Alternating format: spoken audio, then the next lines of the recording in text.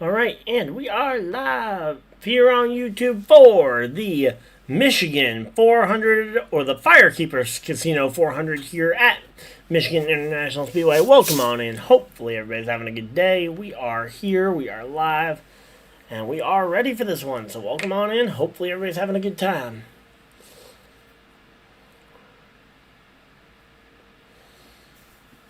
Alright, there we go. Alright, I do not know why my computer's been so slow today. Come on.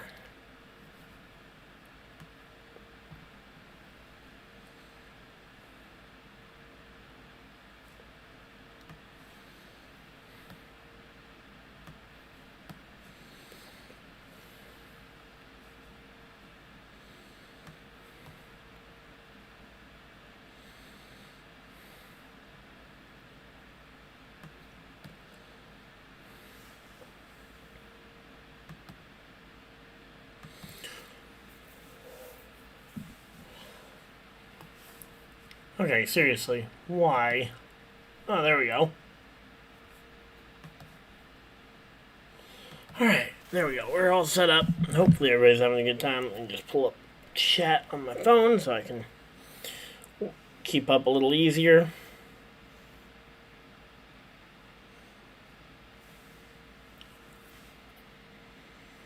Boop. Boop, boop, boop, boop. Alright, there we go. We're just chilling out here. Hopefully everybody's having a good time. I think my profile may have reset, so we may need to resize some stuff. Just give me a minute or two, guys, and we will be getting right on into this one. Alright, there we go. Got chat up.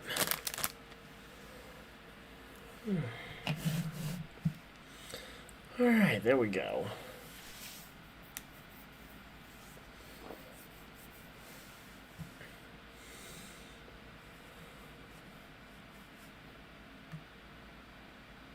Yep, it is definitely too large. Yep, 100%. Let's... Alright, 90 should be perfectly fine.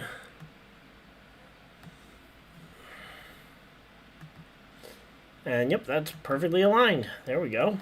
Alright, we're all set up. We are ready for this one. Welcome on in.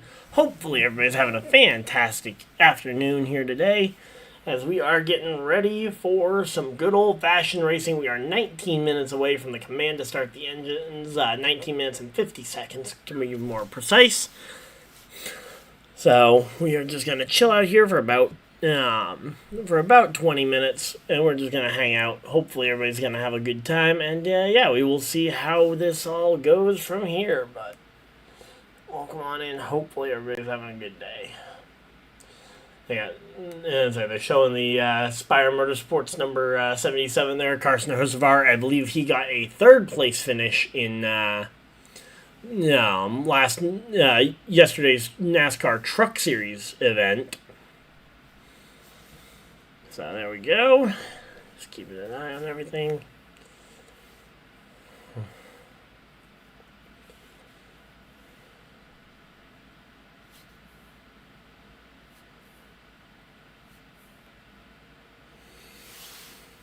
They got a piece here on Carson Hocevar that they are doing, and we are just here for the ride here. Waiting for this one to get started, so welcome on in.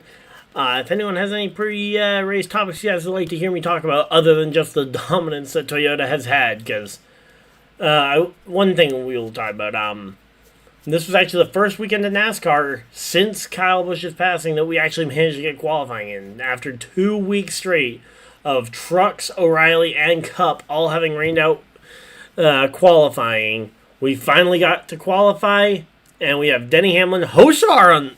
I had not actually looked at the entry list. Also, wait, I forgot to set my lineup. Let's get that set.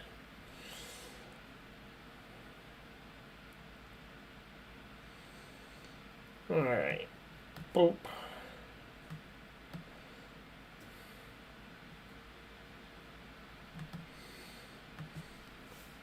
Alright, check in. Let's get over to fantasy. Please tell me. Okay, locks in about 20 minutes, so we got time. Locks right about the same time the command to start the engines is, so.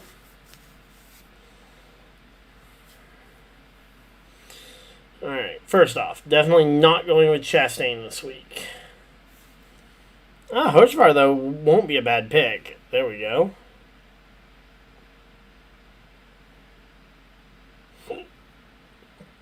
Alright, I'll sit Bell for Reddick.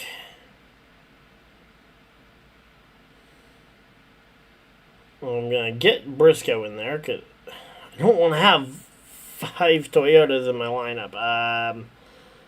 Honestly, let's go with Chase Elliott. And then maybe we... Alright. You know what, chat? Let's ask you guys. Do we think Reddick or Hamlin? Who do we think has the better day today at Michigan?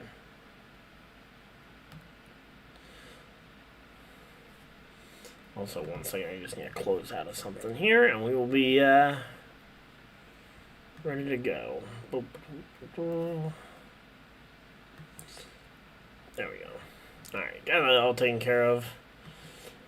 Alright. So, I have one less Hamlin left, but Hamlin's been on such a hot streak lately. But I really shouldn't use up my second Hamlin already.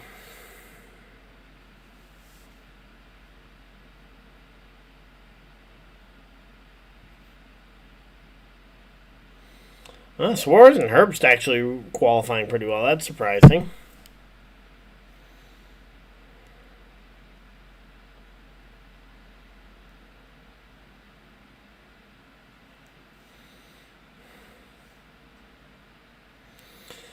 Four Toyotas will probably be okay. And of course, the first of the bottom half is Hamlin over Reddick. We'll come back to that question here because I feel like Hamlin versus Reddick is the question of the season so far.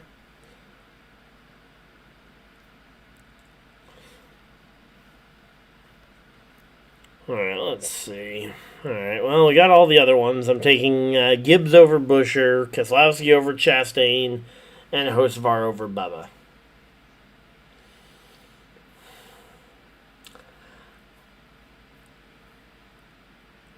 All right, let's look at the races down the rest of the regular season, and we'll see if how many of them I would want to save Denny Hamlin for.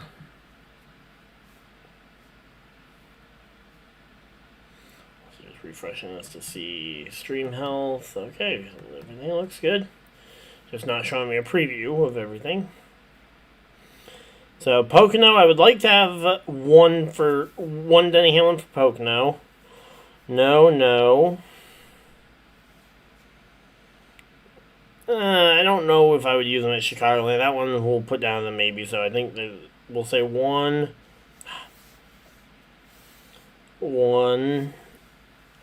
Wilkesboro, maybe, so we'll say 2. Indianapolis, I'll keep it at 2. Alright, you know what? I think we can use both. I think I can use both and not feel too bad about it. And we got a bot. I'd use wrong channel, and you're gone.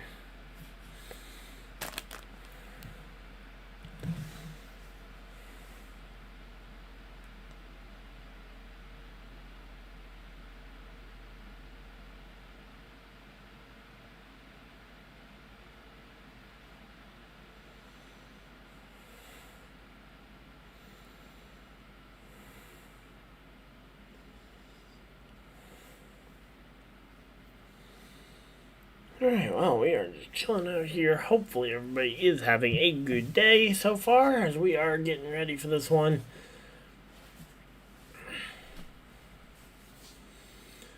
But yeah, we are quickly approaching the start of this race. We're 9 minutes in. We got... Oh, 1 second.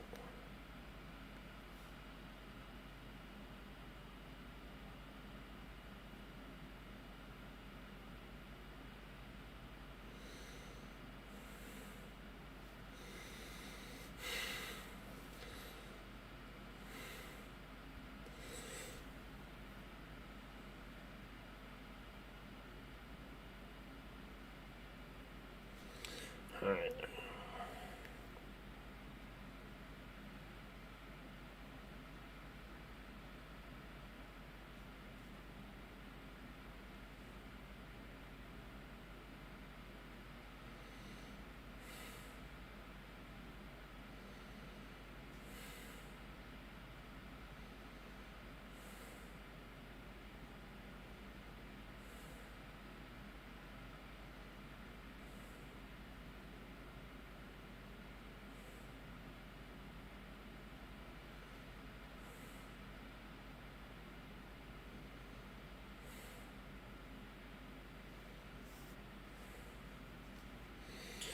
Alright, there we go. Alright. We're all set, having a good time, getting ready for this one.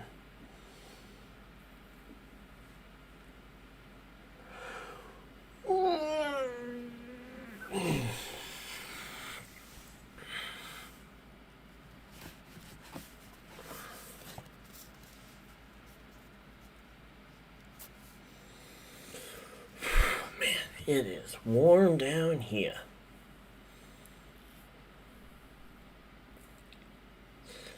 And another bot. Man, we are getting a lot of bots tonight. If we get if we have 5 bots before the command to start the engine in like 3 minutes, I will probably just go ahead and shut off or at least make commenting a subscriber only thing, which I hate to do because I think it makes the stream less accessible for newcomers to the channel, and I don't like feeling like I'm forcing people to have to subscribe to take part. But it's what we sometimes have to do on some of these occasions. They're all alright, so we've got MTJ on the TV right now as we're just chilling out here. Hopefully everybody's having a good time.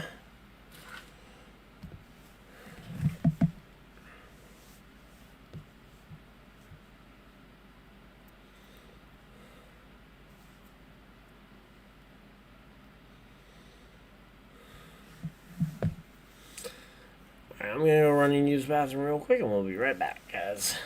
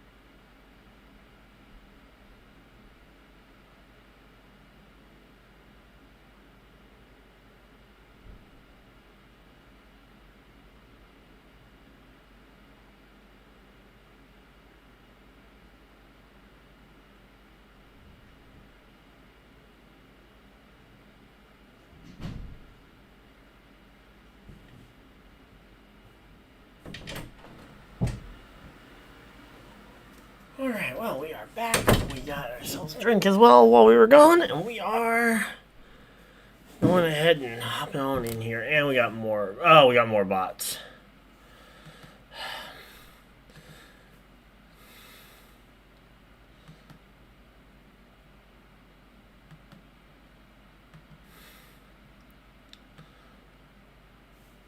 Hey Andrew, how's it going? Alright, there we go. I think I got caught up on all the bots.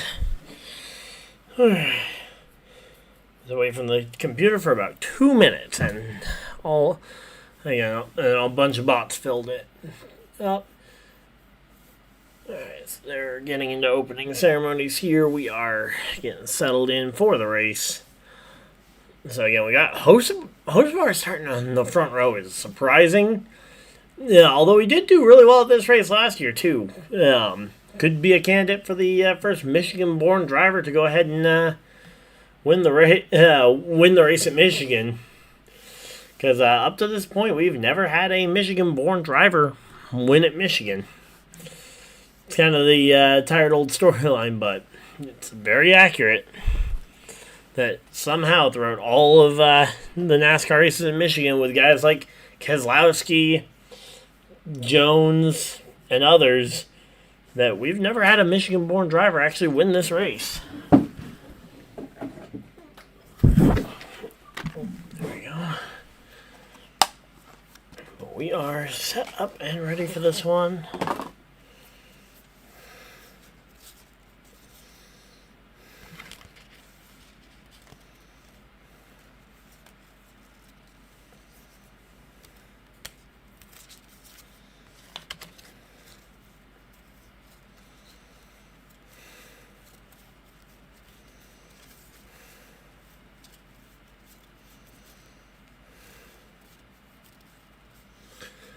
Alright, there we go.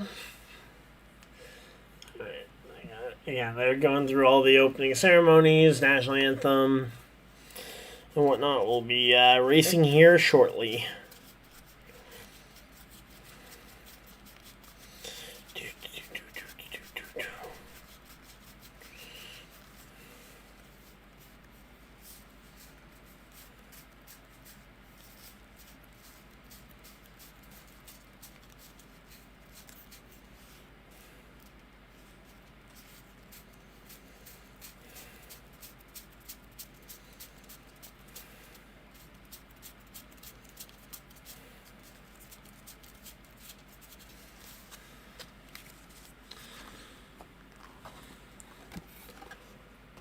Alright, so there we go. So they're going to go to a commercial break, then we will be back for the firing of the engines to start this race. Alright, there we go. Hopefully everybody is having a fantastic afternoon. Now, let me know who your guys' picks for the race win are. My pre-race pick over on the Lap Down podcast that I mention pretty much every week. My pre-race pick was Briscoe. I'm feeling okay about that, qualifying inside the top 5, although he was the 4th best Toyota. So we do have 2 Michigan-born drivers in the top 10 with Hosevar and Jones. So there we go. We got that.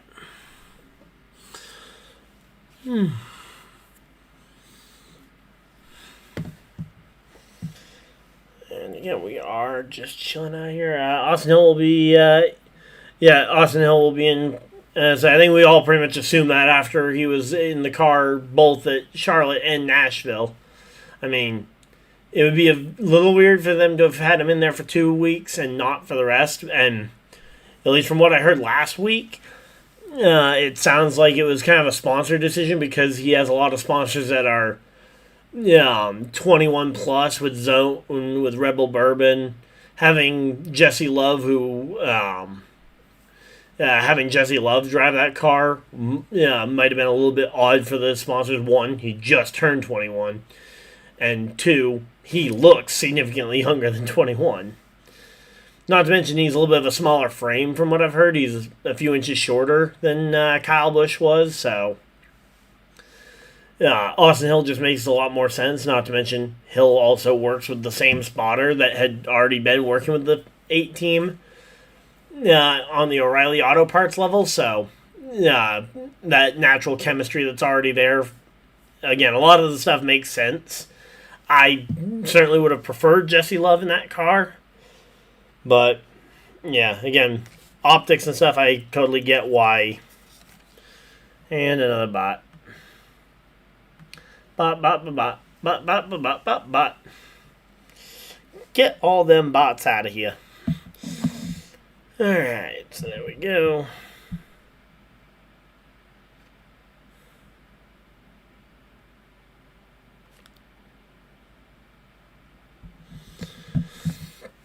Alright, there we go. We're coming out of commercial break. We got this one all set up. Do some sandwiches thawing so I can have some food while when we get into the second half of this race, because there we go. So they're talking about all these drivers, and they're talking about the drivers that we expect to be the best here. Obviously, this could be a good spot for Larson to end his winless streak. He's on one of the longest winless streaks of his career. I would have to double check that stat, but that might legitimately be true. One of the longest winless streaks since he got that first one at Michigan all those years ago.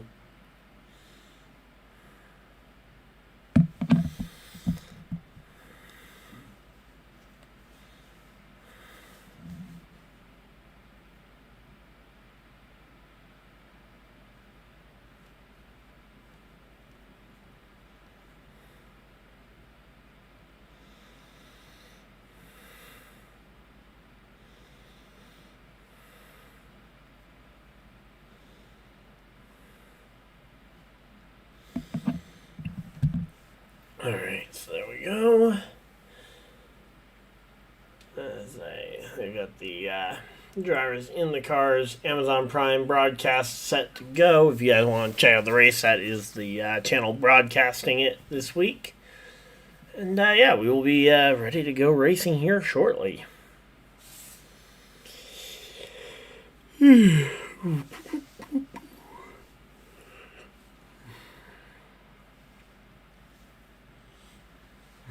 So, it's been a pretty good week, though. This upcoming week, we're going to be getting ready to head down to Pocono. Don't expect me to film a ton at Pocono, especially not necessarily live like I normally do. Pocono is kind of in the middle of the woods. Internet reception's shoddy, so just be prepared for that. But I will be out of the office next week, so don't be shocked if I'm not around. I'm not dead. Well, I'm driving on Pennsylvania road, so maybe, but I'm kidding. Pennsylvania drivers are only semi-bad. They're nothing compared to the Massachusetts drivers I'm going to have to face getting there. But the potholes in Pennsylvania are pretty bad.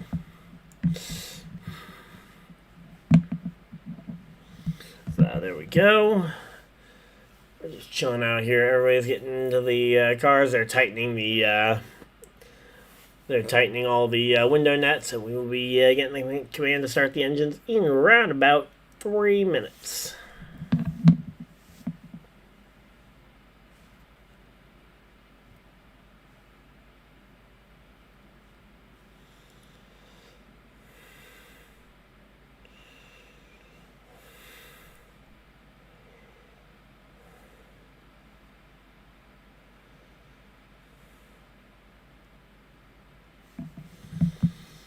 Alright, so there we go.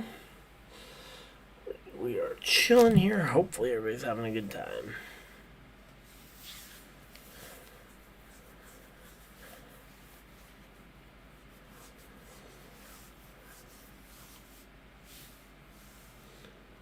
Hey Dominic, how's it going? Came just in time? Yep. And say, we are getting ready to go racing here. They just fired the engines. We'll have cars on track rolling by the time they come back from this commercial break.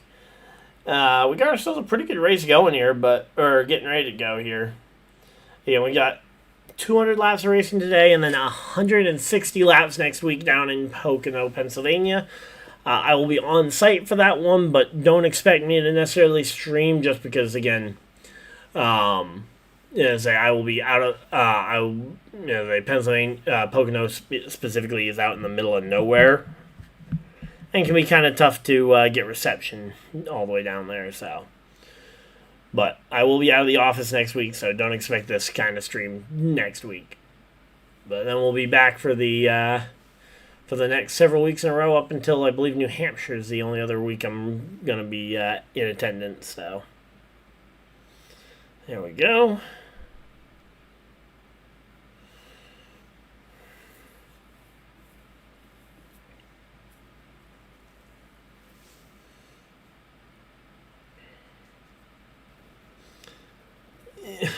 well, yeah, it's like Pocono is right in the Pocono Mountains, but a lot of NASCAR tracks are kind of. I mean, New Hampshire is pretty much in the middle of nowhere too. Although, granted, most of the state of New Hampshire is in the middle of nowhere.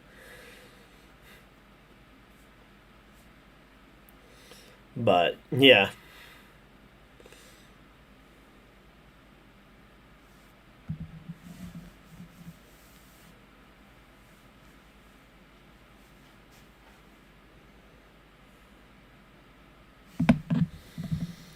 Alright, so yeah, we are just chilling out though. And I'm sure some people would probably say the same thing though about places like Michigan International kind of being in a fairly open area, or Chicagoland being as far away from Chicago as it is.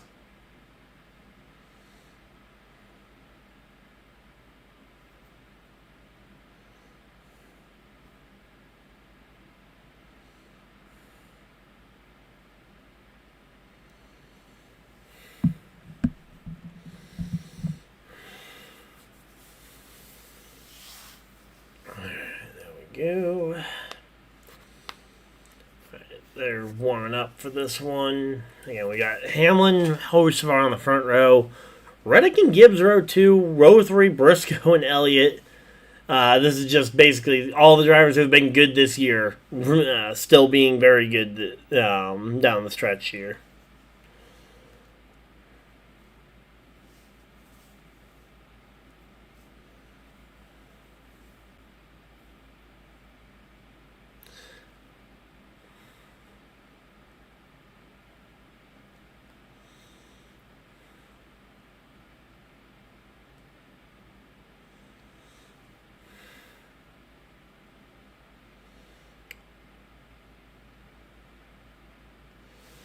Alright, just chilling out here. Hopefully everybody's having a good time. NASCAR on Prime and another bot. Okay, as I said, I'm going to have to put on subscriber only mode. I apologize. Trust me, if it wasn't a recurring problem, I wouldn't. But I do have to go ahead and move the chat to over here to subscriber only mode, just for at least after the first stage. We'll try turning it off and see if the bots come back. If they do, then we'll have to switch it back. But customization, subscribers. Boop. All right, for having big tracks, it's not ideal for them. It's ideal for them being far away from anything. Yeah, I definitely understand. Daytona's not in the middle of Daytona Beach.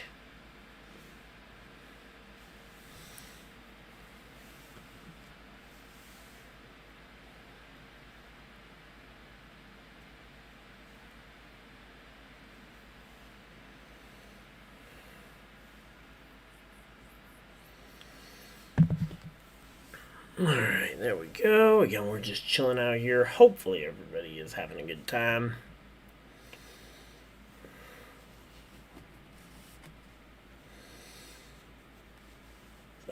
Denny Hamlin qualified on the pole. Oh, he qualified on the pole, but he's going to the rear. Unapproved adjustments on the number 11. Yikes! That is gonna be a fun show to watch. Denny Hamlin having to come from the rear of the field. Hocevar, Reddick, Gibbs, Briscoe, all getting promoted up there. Oh, it's right in the middle. Okay, I used to live in Florida, but I was very young when we moved away, and I didn't live overly close to Daytona. But yeah.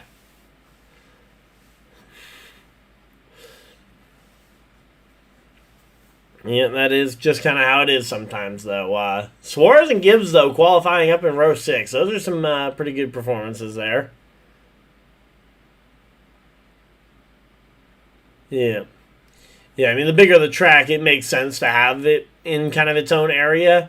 I mean, so I guess the question is, how big of a track do you have to have it? Like, what's the ideal track size to still be close to to have it close-ish to a city? Because Like, that's the biggest reason why NASCAR races are fairly inconvenient for a lot of people, is that they're kind of far away from, like, in particular, if you're looking for a place to stay, it's like, I mean, say I'm looking at say the place I'm looking at staying for Pocono is like an hour away. Yeah, it's like a 10-minute drive from Daytona Beach, exactly. So, like, where's the and I would question, was Daytona Beach built up around the Speedway or the other way around? Because that's the thing with Charlotte Motor Speedway, is that the town of Charlotte and Concord, North Carolina, that it sits in, the two cities were basically built up around there. We went to the 2021 Daytona 500 when McDowell won. Oh man, that is. I was upstairs in my living room watching that race. I was up in the middle of up in my living room watching that race on the phone with a buddy of mine who his TV was ahead of mine, so I thought he was messing with me when he said that. Both the Penske cars took each other out. I'm not a big Penske fan. And McDowell made it through, and then I saw it happen, and I freaked out. That was awesome. Exactly. The racing started on the literal beach. Yep. But again, my point being is I would question, and obviously I wasn't around when any of these things happened, so. But were these towns built up around the speedways, or. Because, like, obviously Chicagoland is a lot younger than Chicago, the city, is. And, yeah, so Chicagoland was built further away from Chicago itself, versus Daytona and Charlotte, which were probably built before or right around the same time that the towns really started building themselves up. So the towns basically built themselves around the speedway rather than trying to plump a speedway into the middle of, like, New York City, for example.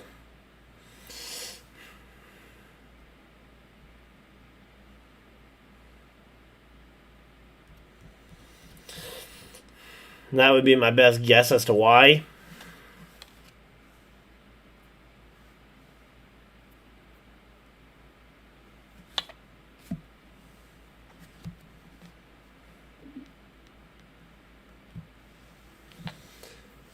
Alright, so here we go. Pace cars off. Field in the hands of Tyler Reddick and Carson Hocevar.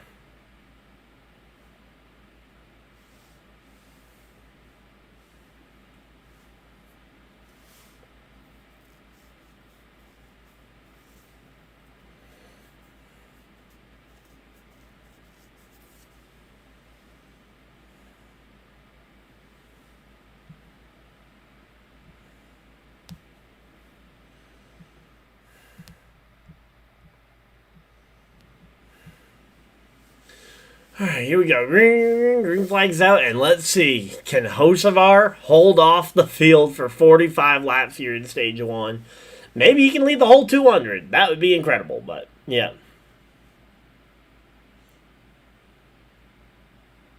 That Daytona 500 has been more boring of the 500s I've seen. A couple of big ones in the start, in the end, nothing in the middle. Hey, there was some good racing in the middle there, but yeah, as I say, a lot of rain and 6-hour rain delay definitely did not help the action in that race. And the fact that right before that first rain delay, there was a massive pileup that cut the field down by about 25%. I mean, that didn't help either. The fact that there were less cars for passes to make.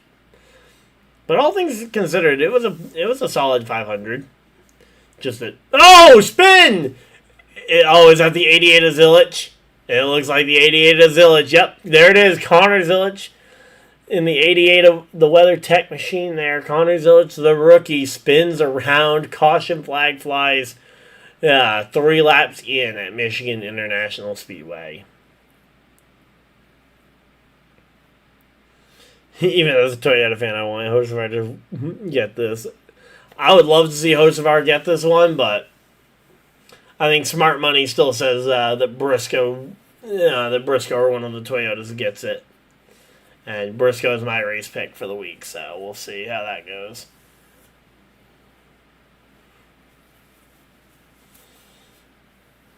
Professional, yep. There we go. Yep, caution flag is out for Zilich. And yeah, he just goes around.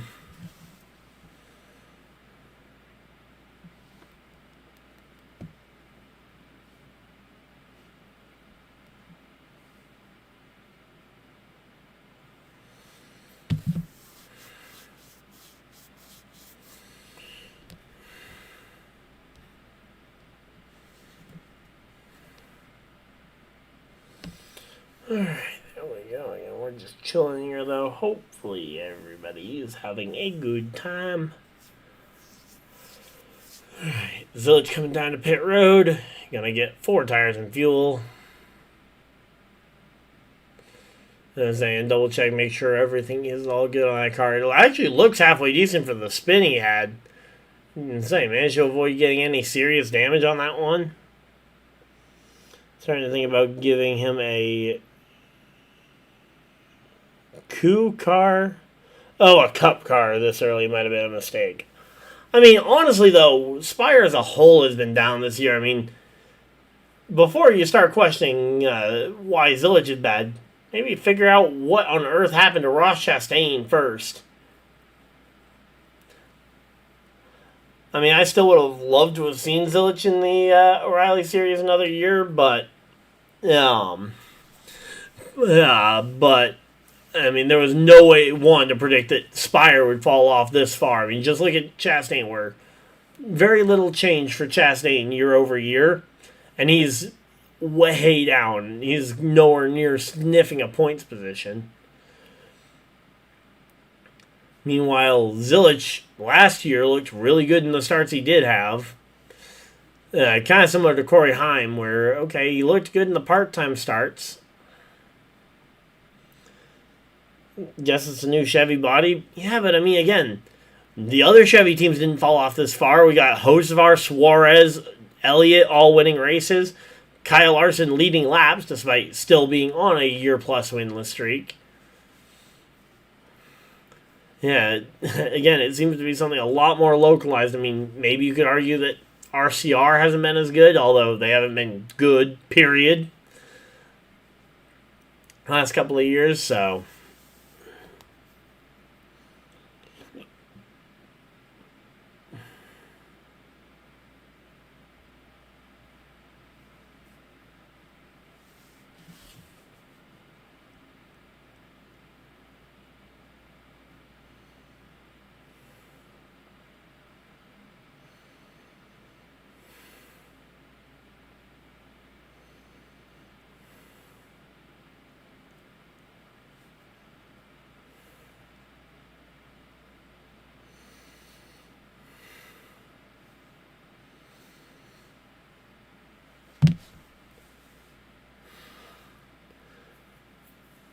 The only time RCR did something is when they had Reddick. Yeah, again, RCR... I mean, Dylan looked decent back when they had Reddick, too, so... I don't know what happened, but... Yeah, RCR has definitely fallen off a bit from where they had been.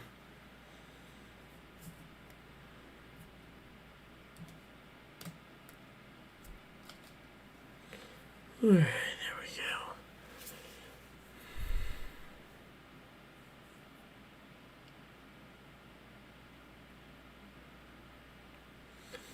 Alright, here we go. Choose cone time. Hocevar to the top, Reddick to the bottom.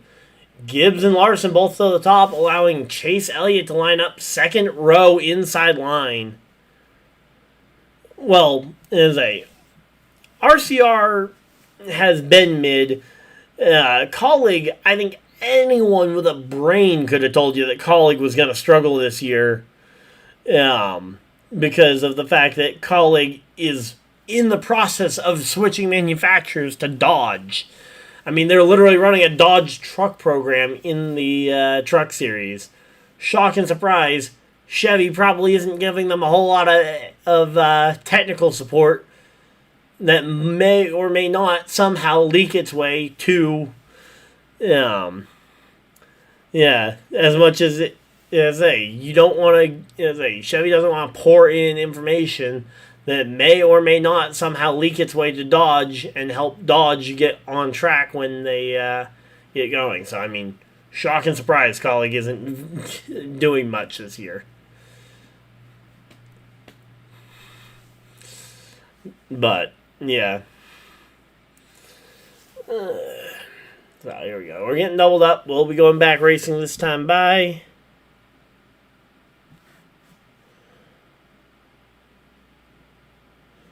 Alright, there we go. We're just chilling out here, though. Hopefully everybody's having a good time. Alright, here we go.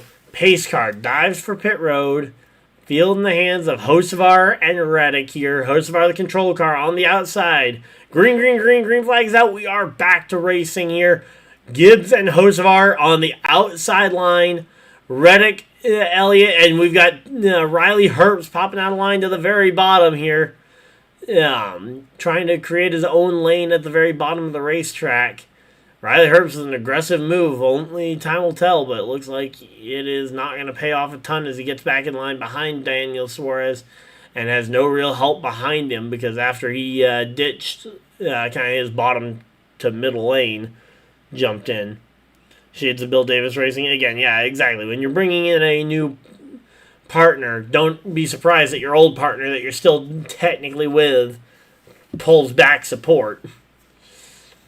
So here we go. Ty Gibbs to the bottom here, looking to make a move here on Reddick. Reddick and Gibbs side by side behind the leader. Hocevar the leader. Reddick the fastest lap, though. Which ended Bill Davis entirely. Yep. I would not be overly shocked to see the same thing happen to Colleague, although I will say I think Dodge is more committed to Trackhouse, and I don't really know what... not Trackhouse. I think Dodge is committed to Colleague. And unless someone like a Trackhouse is looking to switch manufacturers, I don't really see another team jumping into the Dodge fold that would take... Because that was the problem with Bill Davis Racing, is they were coming in as the first team to switch to Toyota.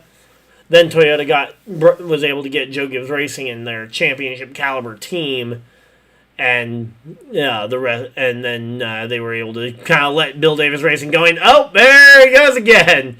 Connor Zilic hard into the inside wall, on the back straightaway. Good thing is he should be okay because he had a long time to slide there. But Connor Zilic around once again here.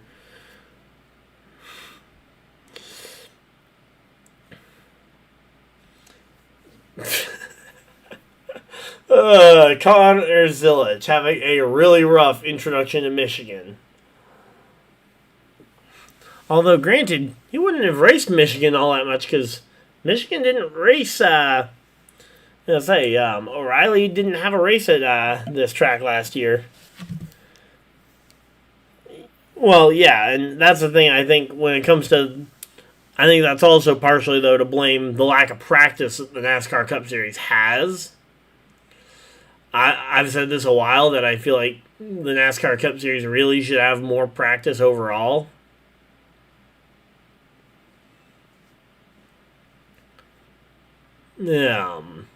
But, this is a track that he wouldn't have raced in O'Reilly, and the fact that he skipped trucks, I mean, that's basically, this basically makes this one of the first times he's probably seen this track. Still probably should be better than he is, but at least there's an explanation for it, and we're 2 cautions in, and we're not even 10 laps in. Oh, boy.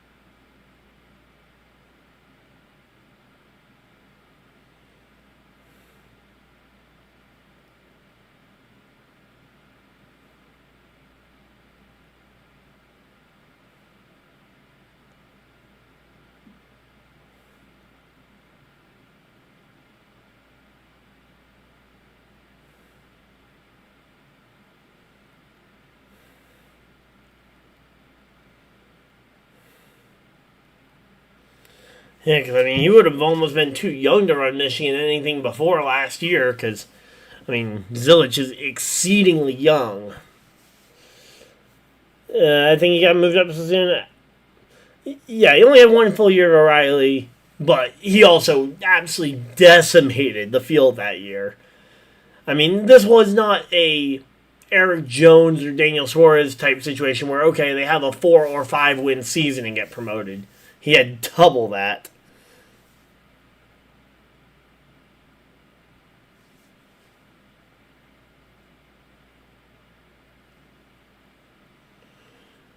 But I certainly wouldn't be opposed to the idea of thinking that he got moved up too soon. It's just a question of how much can you really grow in the O'Reilly series?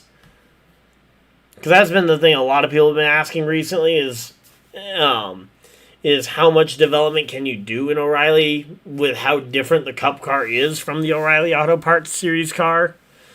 And even to that extent, the trucks. I mean, that's why Carson Hocevar skipped O'Reilly entirely.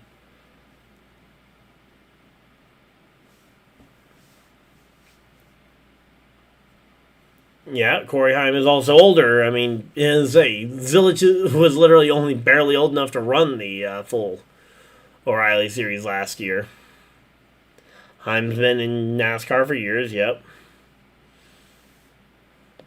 Granted, if we had any sort of legitimate format last year and not the winner-take-all format, Zilich would have had an O'Reilly championship.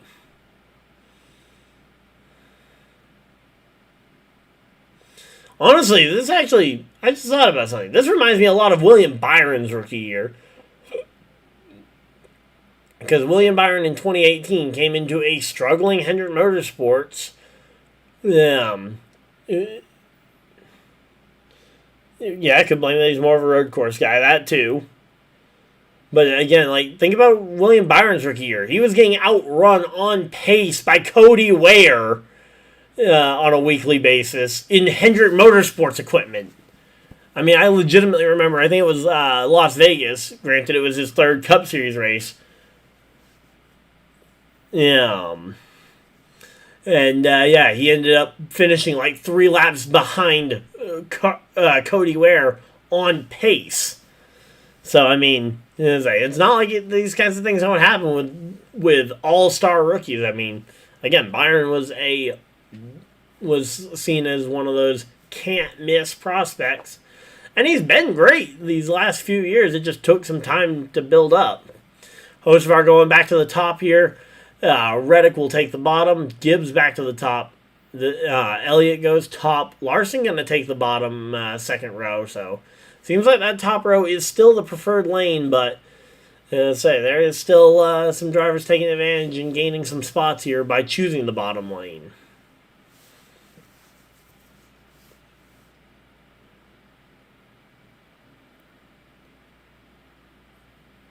I know we got a championship in O'Reilly. Well, technically not, but yeah.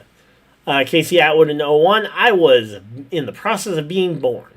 I was born in that year, so I don't remember a ton from that year, obviously. But yeah, I've heard a lot of people talk about Casey Atwood, but yeah, I would have probably supported him doing a year in trucks before the O'Reilly starts. Problem is, he did some part-time starts in O'Reilly and absolutely kicked butt on the road courses. And he was even able to go toe-to-toe with SVG at the road courses there. Oh. Yeah. Oh, okay, you were talking about Byron. Sorry, my bad. But, yeah. Byron had a championship-level truck season. He won the championship in the O'Reilly series and still really struggled and got outrun by again, Cody Ware of all people. At a track like Las Vegas Motor Speedway. Looks like the pace car has stayed on the track though, so we are going at least another time around before we get the green flag here. Hocevar did take the fastest lap, though, for the moment, as he was able to jump up to a 192.03 mile an hour lap. Meanwhile, Tyler Reddick, who had the best lap prior to that, almost a half mile an hour slower.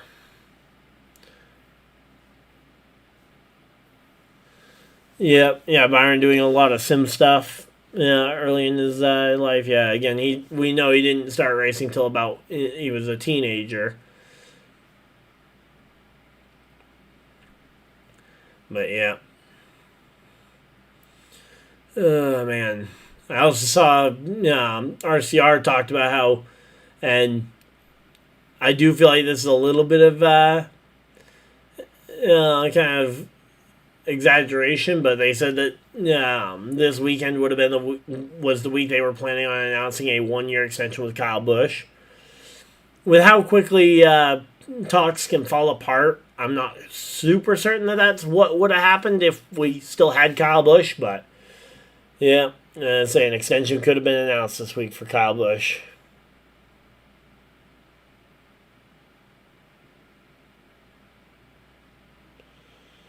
So, yep. Alright, here we go. We're getting ready to go. We're back to racing here, though. Lights are off on the pace car. We're doubled up. Again, Hocevar and Reddick on the front row. The two black and yellow cars. You got Ty Gibbs on that outside line behind the control car of Hocevar. Gonna try and make this one happen. Green, green, green. Green flags out. We are back to racing. And let's see if we can get this thing actually started here rather than taking 20 minutes to go 14 laps. So here we go. All right, Tyler Reddick jumps out to the lead on the bottom of the racetrack here. Hocevar going to lose out the lead here. So it looks like Tyler Reddick will lead at least one lap on the day. Hey, Matt, how's it going? But yeah, again, Hocevar, though, drops to second here. Looks like that inside line may have gotten a really good restart because Larson is also about to pass Gibbs. When on the previous restart, Ty Gibbs was all over the back bumper of Hocevar and challenging and in a spot to try and challenge for the lead after a lap or two. Now you have Tyler Reddick out in front of the field, and Gibbs is dropped to third place here. All right, so here we go.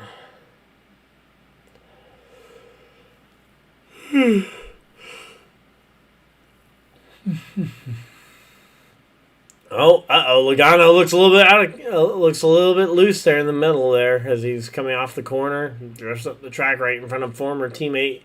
Sorry, not former teammate. I thought it was Brad Keselowski for a second. That is the 4 car of Noah Gragson. Looked like the build submarines paint scheme that Brad K sometimes runs, although I don't know what car he's in today. Then there's SVG in the purple car, making his way up through the field. He's in the mid-20s. That's not in the low 20s. That's not bad. Making some good progress for himself. But yeah, there we go. Suarez, Zane Smith, Herbst. We've got a lot of fun names up inside the top 10. Bubba Wallace knocking on the door of the top 5.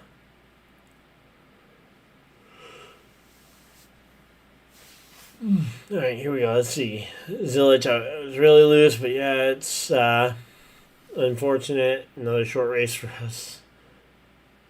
Thanks for rolling the tag for being a part of it. We'll go get them at Pocono next week.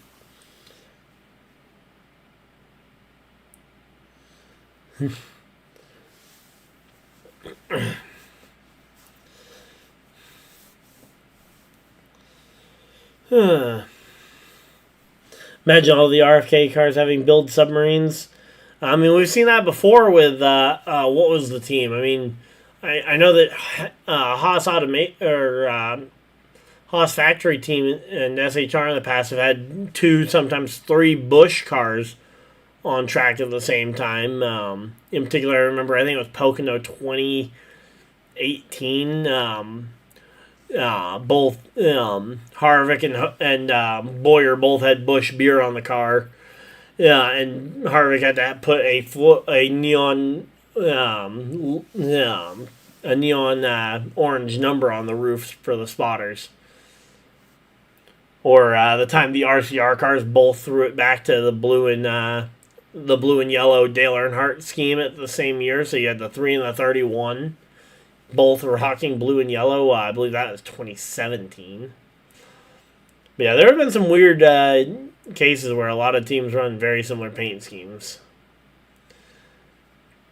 But yeah, there's the build submarines car there for Ryan Preece. A lot of guys making their way through here. Daniel Suarez. Let's see, looking up the inside on Bubba Wallace. Oh, he doesn't get there. And gets really loose and almost has to save it there. And while he's trying to collect it, Zane Smith powers back around him and moves the 7 down to 8th place. Oh, yeah, I remember the gold cars for RCR's 50th anniversary in 2019. That was one of the worst years I think RCR's ever had, was that 2019 season. I mean, they were so bad that year. Whew.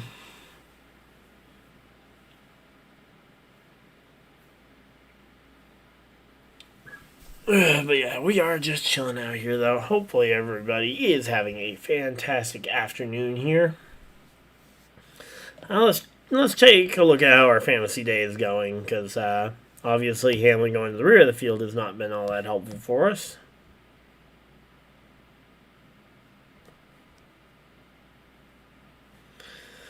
Okay, I'm up in... oh.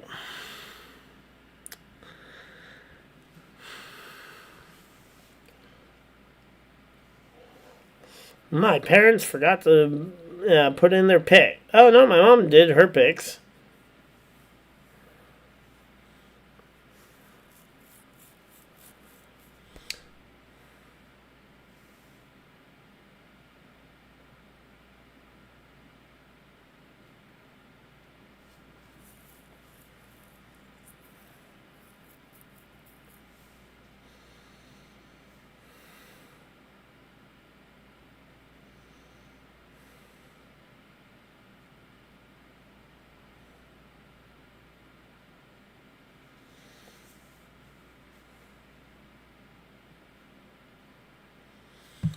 Alright, so there we go. What a way to celebrate 50 years. Well, I mean, as I say, are you talking about being bad on the track or with the golden cars? Because the gold cars make sense because, again, for anyone who doesn't know, 50th anniversaries are typically what is called the golden anniversary. 25 typically being called the silver anniversary. So, I remember when my parents celebrated their 25th anniversary and the silver decorations that year. So, it is just a tradition thing now. If you're talking about them being just absolutely terrible on the track, you're talking about them being terrible on the track. Yeah, that is, I don't have an excuse for them for that one, but good job. So, yeah, as I said, I don't really have an explanation for that one.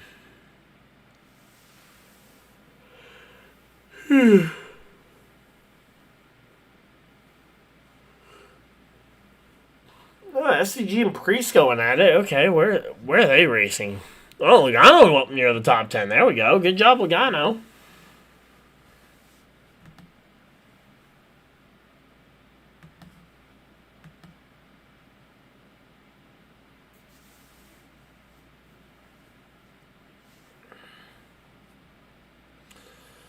Alright, let's see. So, Priest way back in 28th. Okay, I thought that battle was a lot more relevant. Although, granted, I say that, you have Bell and Denny Hamlin back there as well.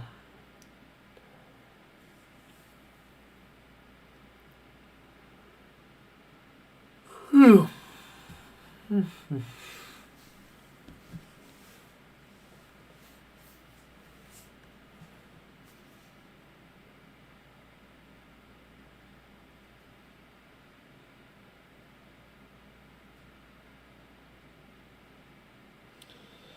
Do do do do do do.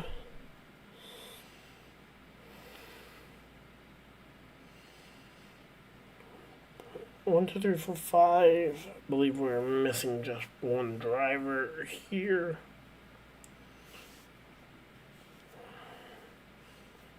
Alright, who else was in race picks this week? Suarez. Suarez. We got 1, 2, 3, 4, 5, 6, 7. Alright, so we should have 8 picks.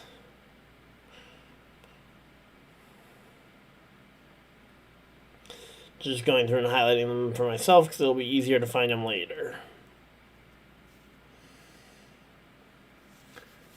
Alright, so there we go. We're working our way through this one, though.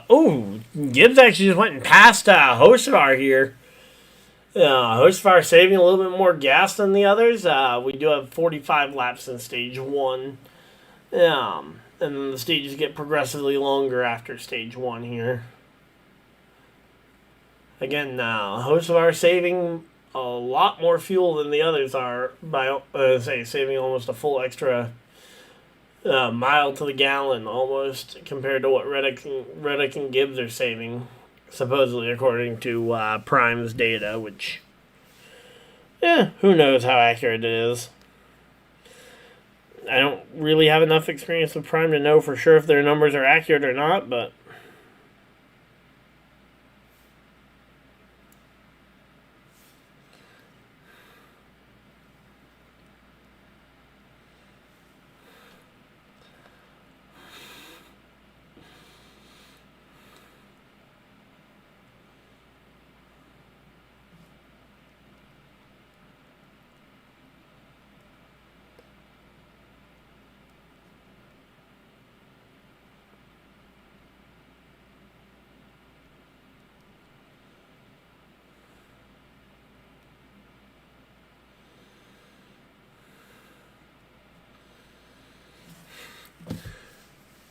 alright, so there we go. Again, Reddick out in front of the field, Gibbs in second, Hocevar third, Elliott up to fourth, Bubba Wallace to fifth. There we go. Bubba Wallace making himself known here.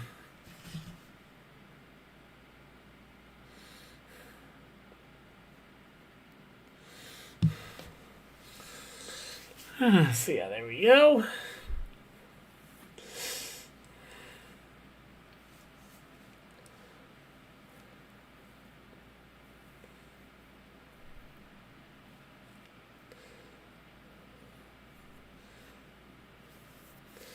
Alright, so they've got Billy Scott up on the 45 as crew chief. He worked with Kurt Busch prior to the 45, and I believe he came over with Kurt Busch when Kurt Busch came to the 45, and then stayed with Reddick since.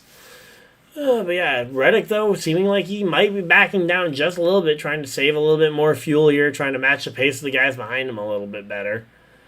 Because, Gibbs is eating into that lead, and so is Hocevar. So, again, it's one of those things where he may be just trying to conserve a little bit more fuel. Again, we do have a stage break coming in about 10 laps or so. So, he'll be able to fill up for fuel and tires at that point.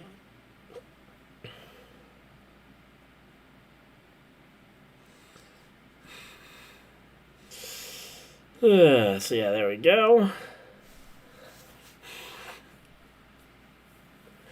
Alright, 12 laps to go here. Gregson knocking on the door of the top 10. That's another... Again, there's a lot of surprising names in and around this top 10. And I'm kind of surprised Hamlin's had as hard a time going through the field as he has, because passing cars has not been a traditional problem for Denny Hamlin.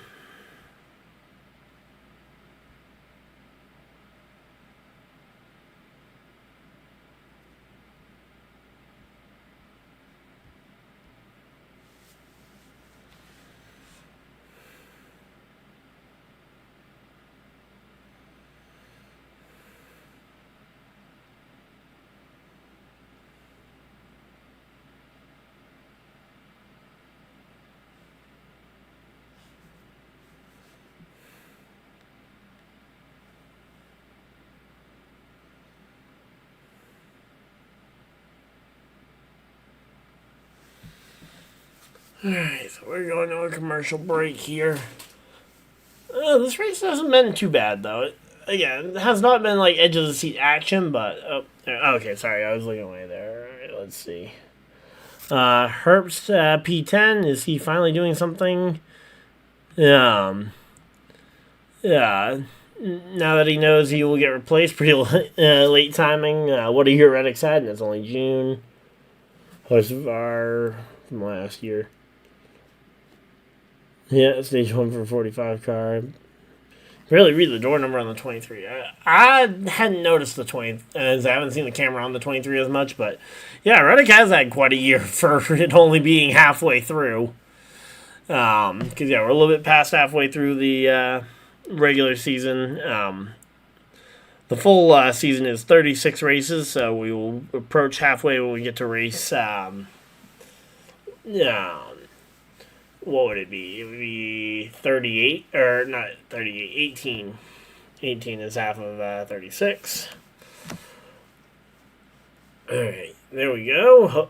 Bell making a move on Priest here, trying to at least get some positions here, but both Bell and Hamlin having a really rough time of it in the back. I kind of wish I'd benched. Oh! Flat tire for, who was that, Todd Gilliland? Yeah, Todd Gilliland in the 34. He has a flat tire. He's trying to come to pit road. Hopefully he can get there before the caution comes out for debris. But as of right now, the 34 car of Todd Gilliland is coming to pit road with a flat tire. About 7 laps to go. 7 to go here in the stage. And, oh, the tire carcass comes off on pit road.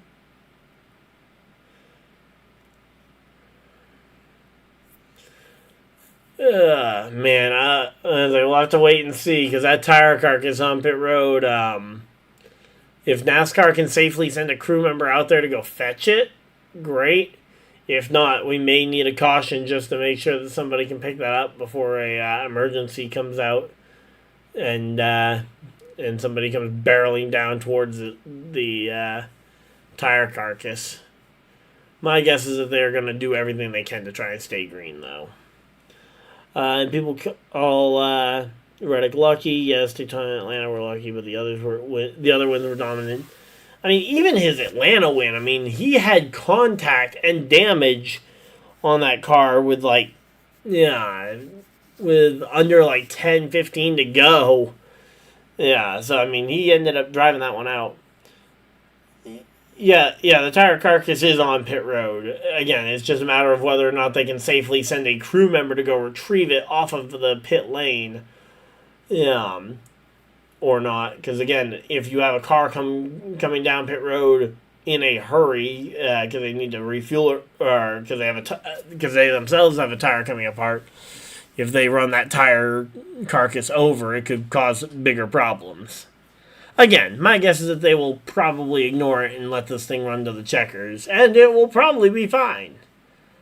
They might even be able to just send a guy over the wall to go retrieve it. I don't know how the safety protocols are for NASCAR, but I wouldn't want to be the guy jumping over the wall to go retrieve a tire carcass from the second or third lane of pit road. Yeah, during a green flag condition when any number of things could potentially happen. They're unlikely, but they could very well happen. So 4 laps to go here, though. Again, Gibbs has got 0.4 of a second behind Reddick. Gibbs has really reeled in his teammate here. Reddick Hocevar has dropped back quite a bit. Herbst and Suarez are up into the top 10 here. I am curious if Herbst has realized that in order to stay in the Cup Series, he's going to need to prove himself to another team. But at the moment, hey, I'll take whatever we can get when it comes to just trying to get good racing. And hey, if this is what it takes to get good racing out of Riley Herbst, absolutely, let's do it. Let's fire him every year.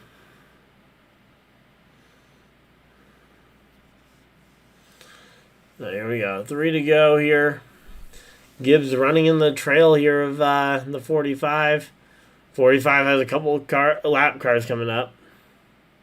Exactly. I mean, it's not a situation like a Bristol pit road where you take 2 steps outside the pit box and you can reach all the way to the pit wall. Yeah, to retrieve that tire. I mean, that tire was, again, 2 to 3 lanes over from where the pit end of the pit boxes are.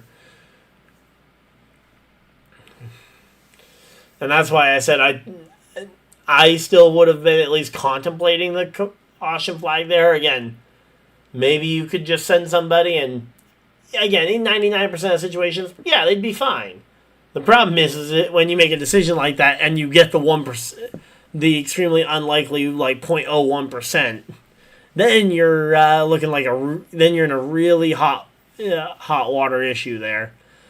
And Reddick gets caught up behind the one car of Ross Chastain here. Final lap, Reddick and Gibbs. Here comes Gibbs down the back straightaway. Tyler Reddick out in front. Gibbs to the bottom, not going to get there as Reddick pulls down in front of him, cuts the clean air off of Gibbs' nose. And that is going to eliminate any shot for Ty Gibbs to win this stage. Tyler Reddick is going to come across the line. Chastain stays on the lead lap, but Reddick, your stage 1 winner.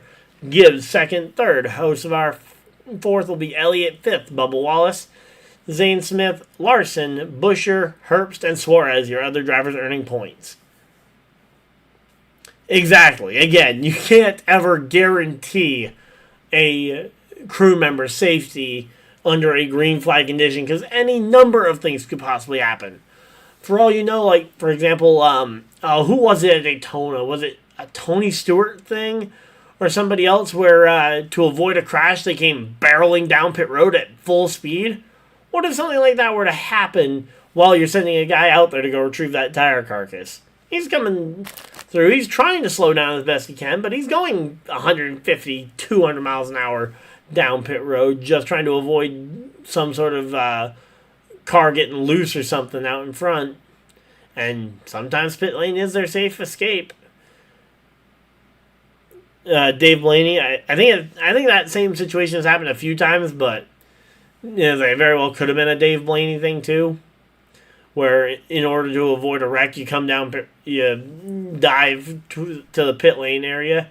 And as long as you show NASCAR that you're in intention and you're doing your best to slow down to an acceptable pace when coming through, they have in the past been fairly lenient on that. You obviously can't be doing it to intentionally gain an advantage on other drivers, but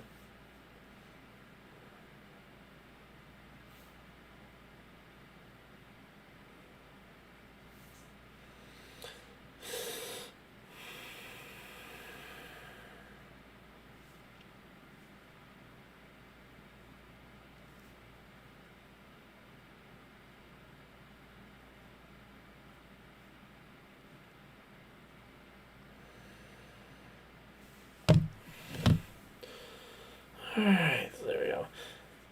Any kind of speeding should be a big penalty. Yeah, again, if it's an intention, if they're coming down pit road and they're speeding with the intention of making a pit stop, I understand. But also, in some cases, it is safer to head to the pit lane to avoid an incident than it is to stay on the track and send debris flying. I mean, would you rather see someone do what Dave Blaney did and dive to the pit lane at 200 miles an hour, or see a car get into somebody and cause an Austin Dillon 2014 type situation where the car gets up into the catch fence and could potentially end up sending debris through the catch fence and injuring people? I mean, there's always risks.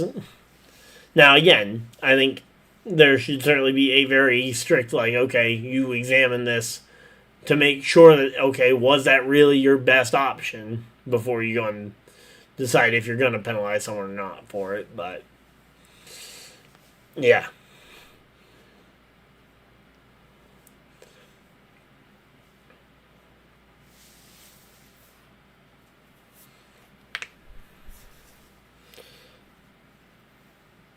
Yeah, exactly. I say, because like, could you imagine if, because like again, the Austin Dillon crash in 2014. I say you'd hate to see a car get up into the catch fence and start scattering debris that could potentially hit. Yeah, it could potentially hit people up there. Hey, Alessandro, how's it going?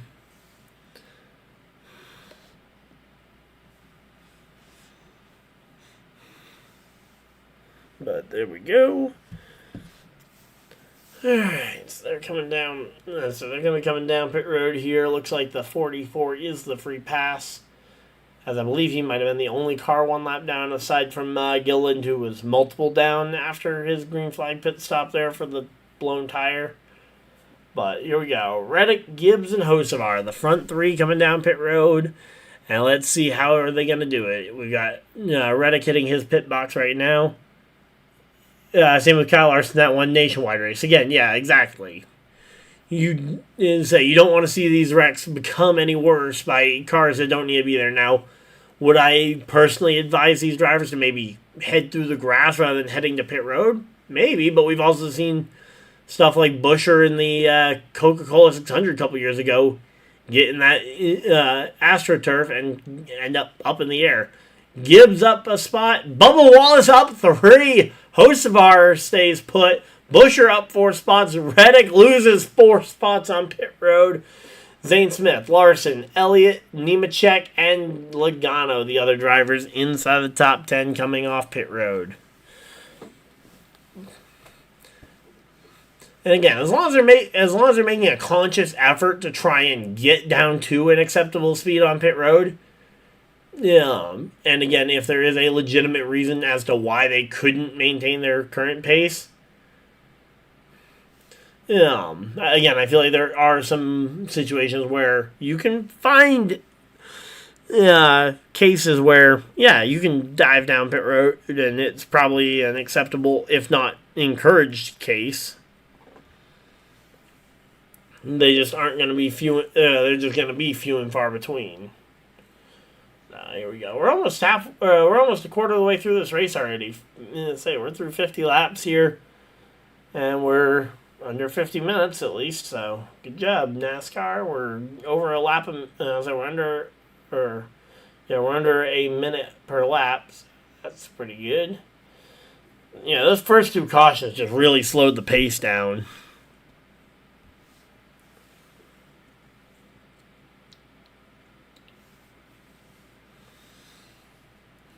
So we're just chilling out here. Hopefully everybody is having a good time. But if it's not for avoiding a crash that never happened, Dave Blaney, it's a different story. Yeah, again, and there are definitely, it's a case-by-case scenario. I don't think there's any way you can blanket and say every time a driver speeds on pit road, it needs to be a significant penalty, and there's no way to guarantee that every time they stayed on the racetrack that they made the right decision.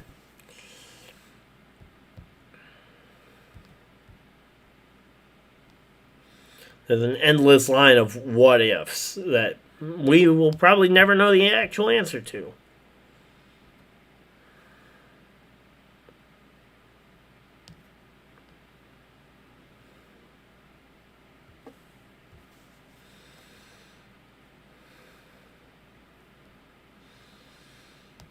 Alright, so there we go. We're just chilling out here. Hopefully everybody's having a good time.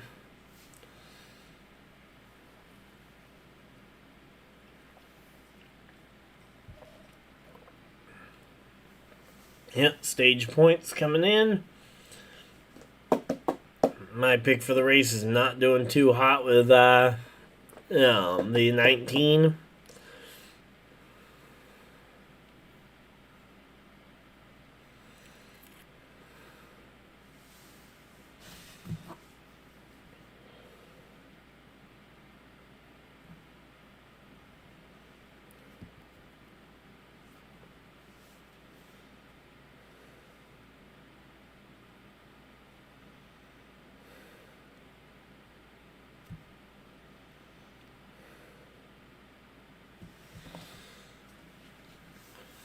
Alright, so there we go.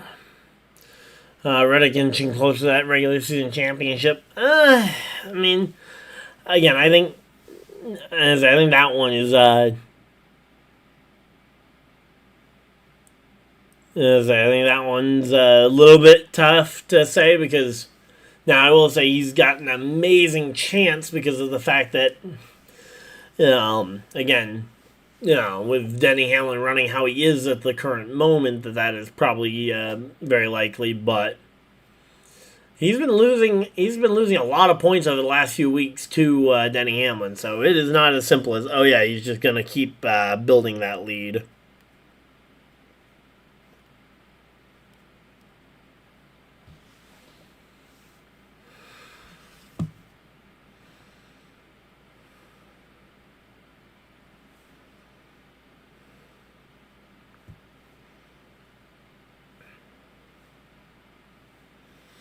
Let's see. I mean, when they're racing in a pack like Daytona, there's enough time between the field passing by to run out and take the debris, of course, on pit road. Yeah, and especially at a track like, I'll even give you a even more reasonable example. A track like Sonoma or Watkins Glen, they have more than enough time to do so. But at Michigan, especially where we had a long green flag run going at the time when when the tire carcass came out, I mean, we didn't have long before a guaranteed caution with the stage end. Here we go. Green flags out. We're back to racing. Ty Gibbs nearly cuts off Bubba Wallace's nose trying to get down in front of him. Bubba Wallace, though, on the bottom, powers ahead of Ty Gibbs and Bubba Wallace to the race lead. But yeah, again, when you've been on a long green flag run and there's been time for the field to get spread out, absolutely, that's one of those situations where it's harder to predict when and if someone may need pit road versus when you're freshly off a restart, the entire field's nice and compacted together. Then, yeah, you can be like, okay, the entire field just passed pit road. None of them are even going to be back around here in the next 40, 50 seconds, and especially if they have an issue that requires them to jump to pit road. It'll take some time for them to get over here. Run out there, get it, and even send two guys to make carrying it back there easier because those tires aren't light. But regardless, we are racing here. Hocevar making a big move to get by Gibbs. I thought he was going to try and make a move on Wallace and connect the two moves up together, but all things considered, he settles into second place for the moment at least. And, we'll see where everybody kind of settles in here. Denny Hamlin back in the 30s. Ugh. Denny Hamlin, your running position should be much closer to your car number than it is to your age. Yeah, again, I don't remember exactly what happened for Dave Blaney on that one. I know that there's been incidents where drivers have come flying down pit road like that. To avoid legitimate wrecks and have been given passes for it. Again, I'm not saying that this is one of those, but that the Dave Blaney example is one of those. I may be very well remembering a different wreck entirely.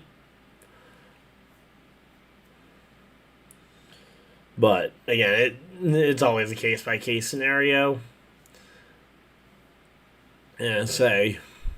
Here comes Christopher Bell to the bottom here on Brad Keselowski, trying to make some moves, trying to move up the grid a little bit.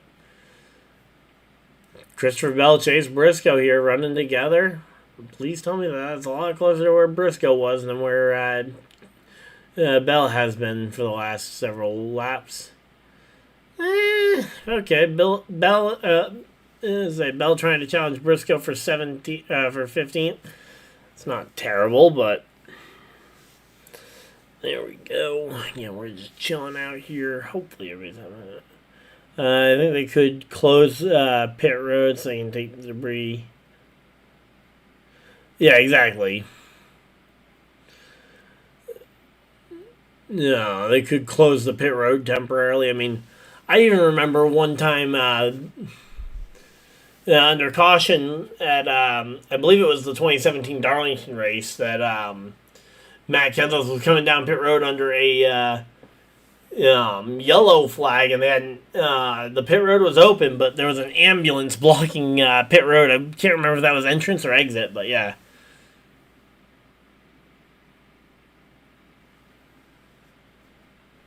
But yeah, there we go. Again, then we got Bubba Wallace, Hocevar, Zane Smith up into the top 5. There we go. That's a driver I feel like needs more credit because he's been running well. How's he doing in points? Let's see. I say he's definitely the best of the front row motorsports cars, but how is he doing in overall points? Let's see.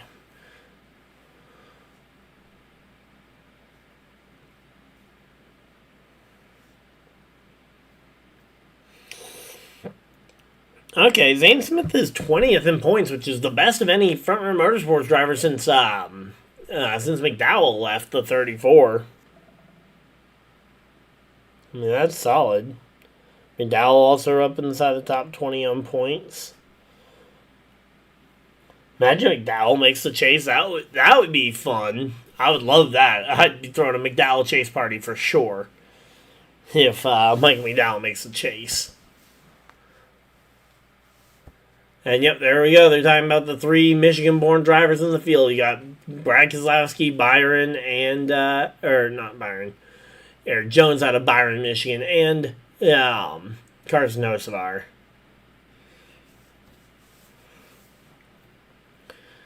So yeah, there we go. Let's say those 3 Michigan-born drivers, 2 of them inside the top 10 right now. One of them out in front of the field and just took the fastest and still has the fastest lap award.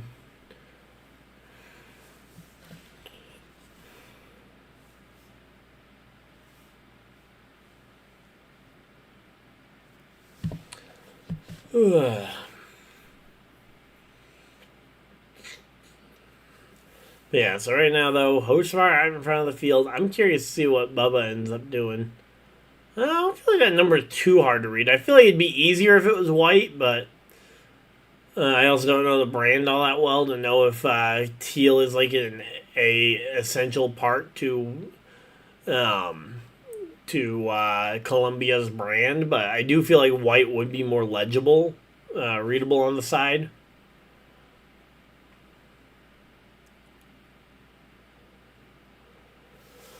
But yeah, I definitely agree that the 23 is not the most legible on the side of that car.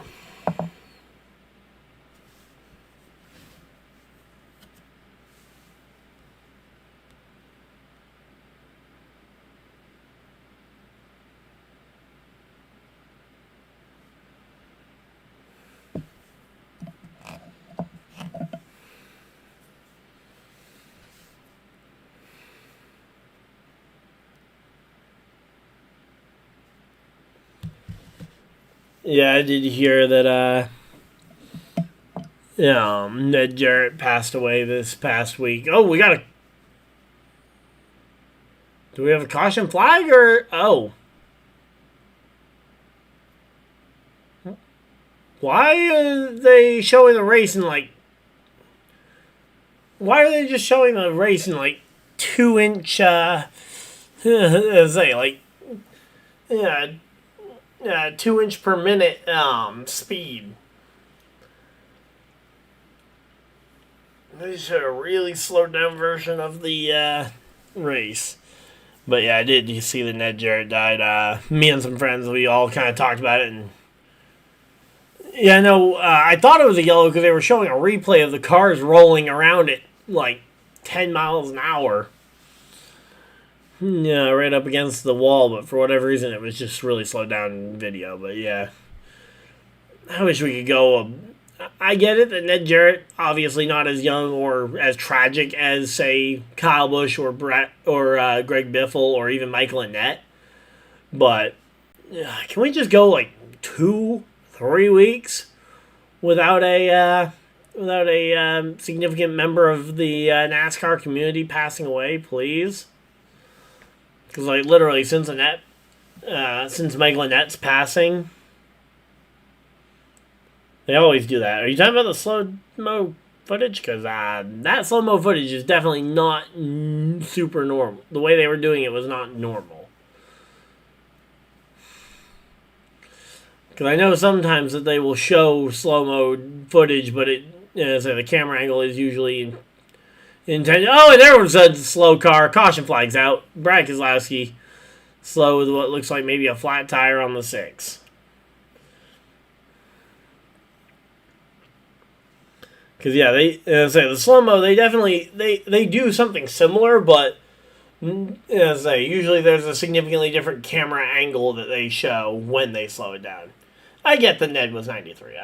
I'm not saying that Ned's passing was unexpected or anything, or even nearly as tragic as some of the other ones, but it'd be nice if we could, like, in years past, like, we weren't losing people quite as much.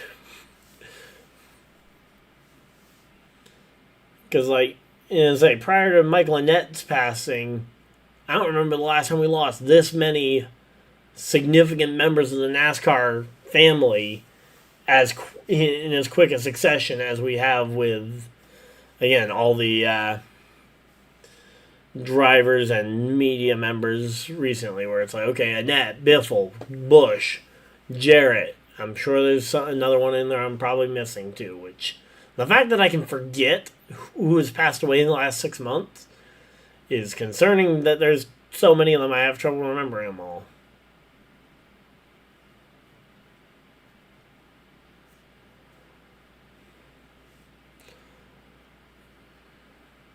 But yeah, Brad Keselowski on pit road with a flat tire here, 21 laps into the stage.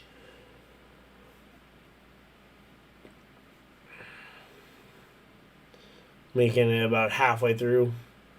Hamlin's father, that's another one that passed away. Another tragedy right there.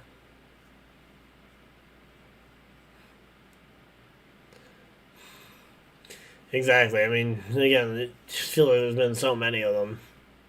I was pretty sure I was missing one, but yeah.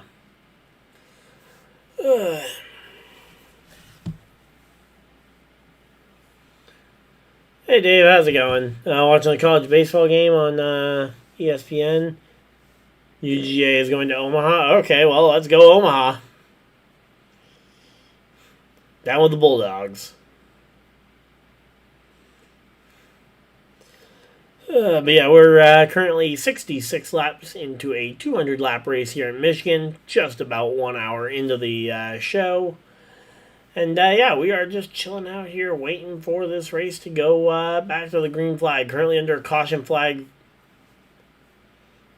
And again, there's more and more of them.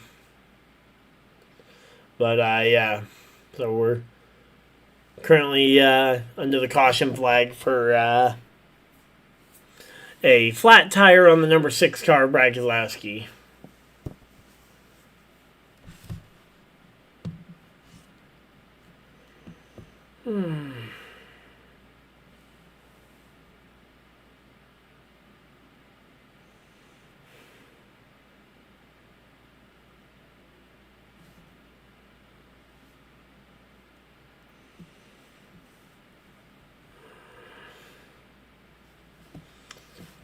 Alright, there we go. Here comes the drivers heading to pit road. Ty Gibbs leading them on there. So, Ty Gibbs, Hocevar, Elliott, the first 3 coming down pit road. Let's see where they're going to pit. So, Elliott's pit box is the earliest of them. Hocevar being the pole sitter is going to be the very last pit box on pit road. And then we'll have to wait and see where the rest of them line up here. But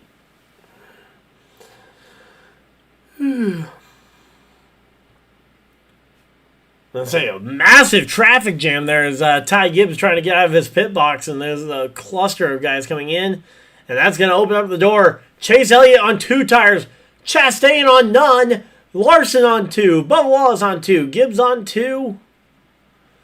So a lot of drivers taking 2 tires there.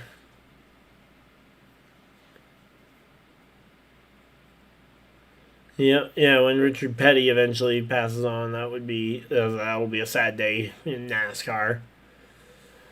Lucky Dog Todd Gilliland, let's go.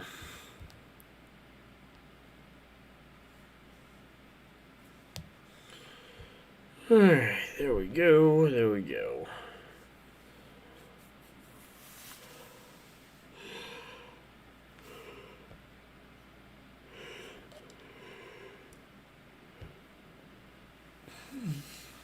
Some different pit strategy here. Yeah, I mean, as I say, it makes sense. We were only 20 laps in. It makes sense that people would only go with 2 tires for the most part.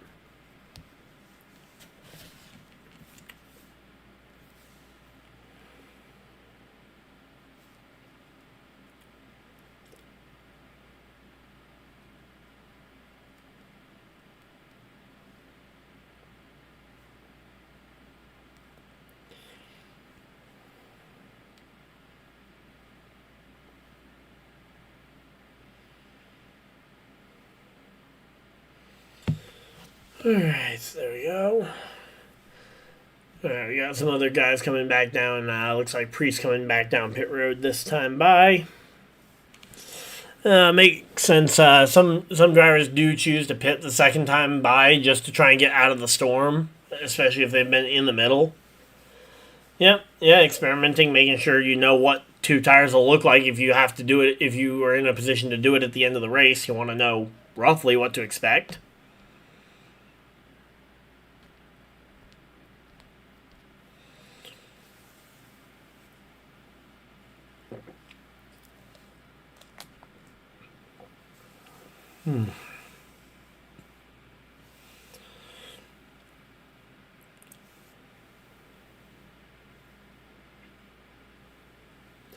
So, yeah, now we got everybody just pacing here.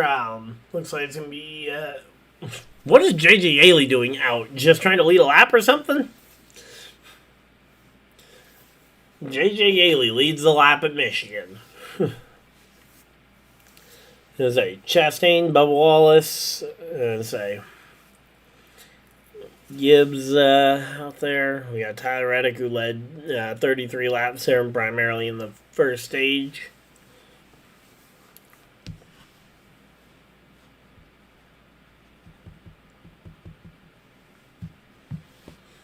Alright. Have a sandwich real quick. Sponsor exposure for Fanatics, maybe? Yeah, maybe. Who knows, but yeah. J.J. Yaley stays out to lead a lap. Now, the real question is if he were to stay out and actually take the restart in the lead, then I'd be really questioning the choice, but... yeah, that's right. So that even mean notice to the win, yep.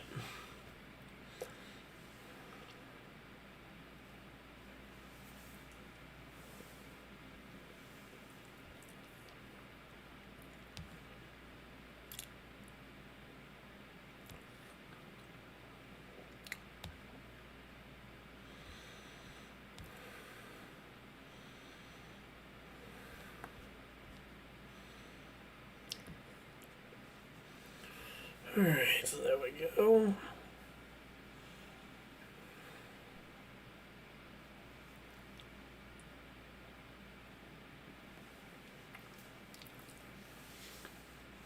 I was saying, they weren't recognized as a free pass earlier.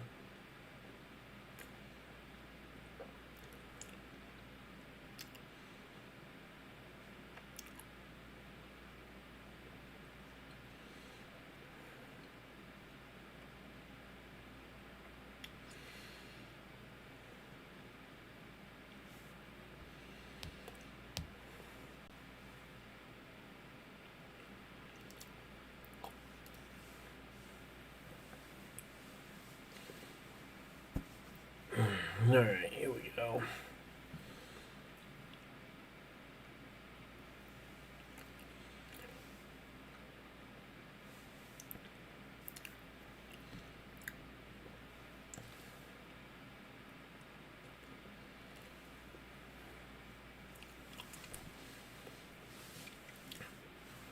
Alright, race car's off. Green flag in the air. Green flag's out. We are back to racing.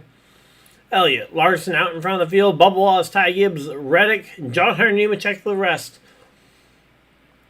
An absolutely packed up group of cars here. AJ Allmendinger going to the bottom of the racetrack trying to make a move. No, he didn't restart on the front row. He had dropped back. He just the lap when they were getting the on the choose cone lap, he was still recognized as being in second place because that's where he crossed the start finish line. But no, he is not actually in the front row.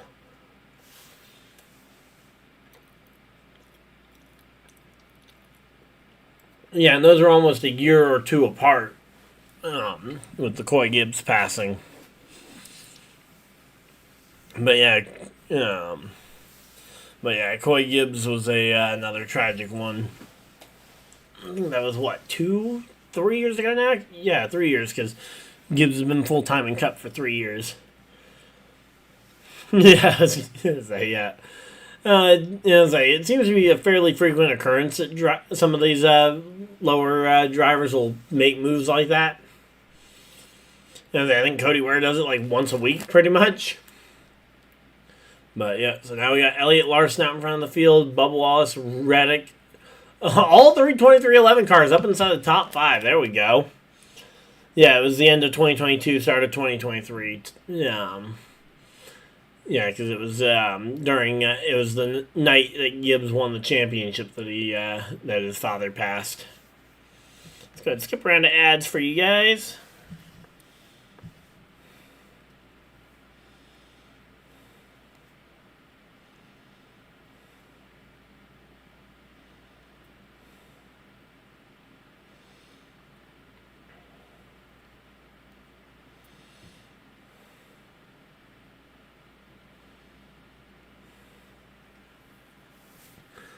Alright, so there we go.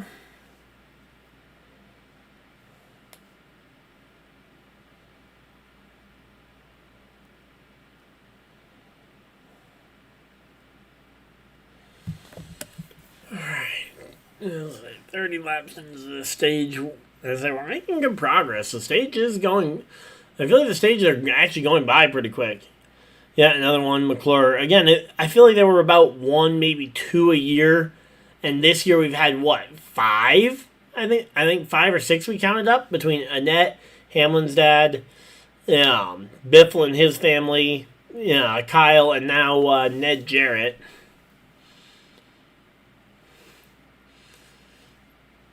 Yeah, I can't imagine it either, and it makes sense that, again, Ty Gibbs was supposed to race the following day in the Cup race, too, which... I do not blame him one bit, and anyone who does blame him one bit for stepping out of that ride for that race needs to get checked out. But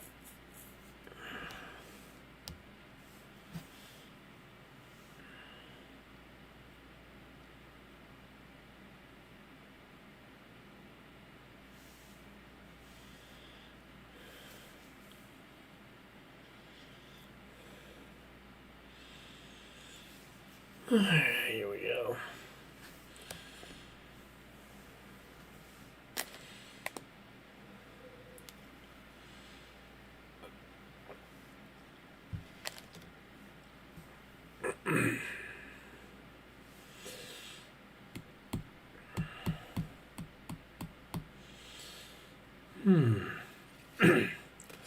Alright, so again, we got Elliott Larson out in front of the field. Riley Herbst has dropped back 2 more spots as Gibbs and Nemechek have both passed him. Carson Hocevar, still the holder of the fastest lap, back in 8th place now after all that shuffling around the pit stop. Now drops to 9th as Chris Ruel goes by him.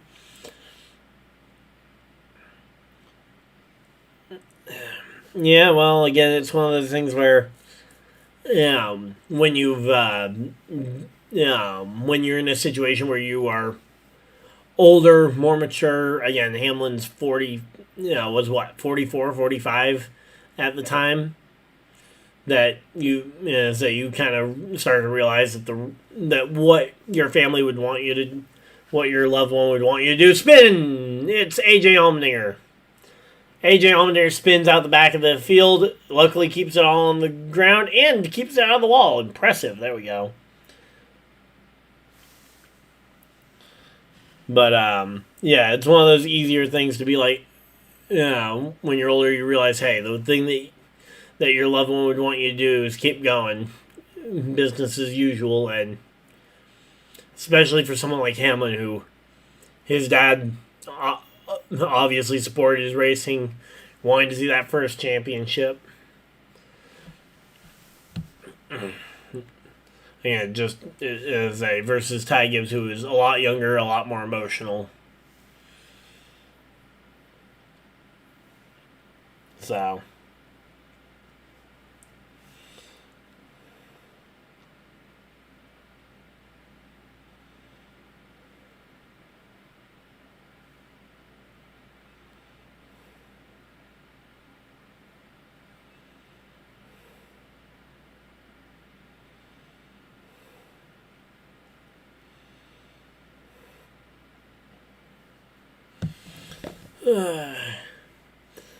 Yeah, exactly. Again, and it's not even necessarily age. A lot of it can be more experience. Like, if you're more, just how much life experience you've had.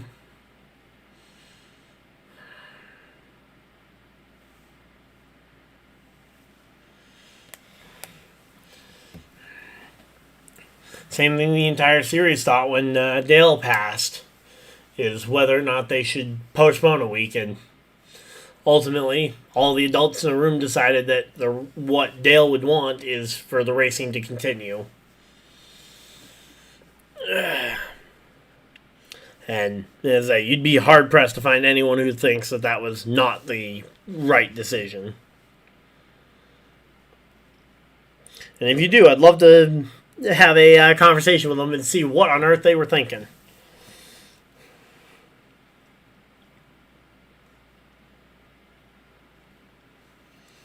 All right. Boop, boop, boop.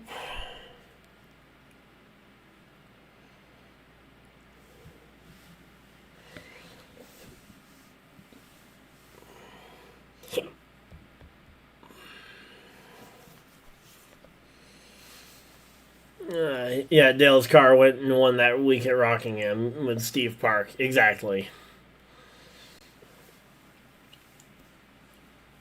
Alright, they're showing they're showing point standings. Logano, 4 points outside the chase to his teammate Cindric. Keselowski, though, really dropped down there as well. Keselowski's flirting with that cut line as well.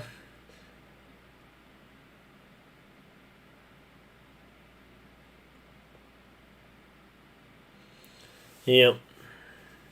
But, yeah, again, showing the point standings right now, Reddick, as they run, 121 points ahead of Hamlin.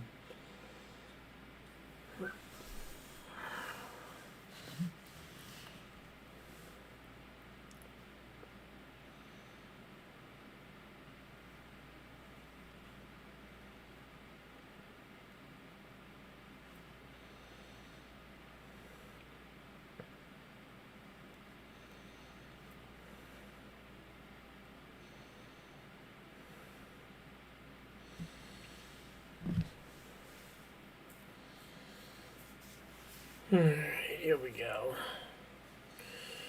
Alright, but yeah, we're locking back in here again. We're currently under caution flag. A couple drivers coming to pit road here. Looks like Josh Berry, Dylan, and a few others coming to pit road here.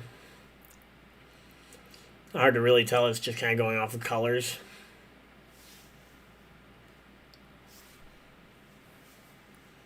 But yeah, man.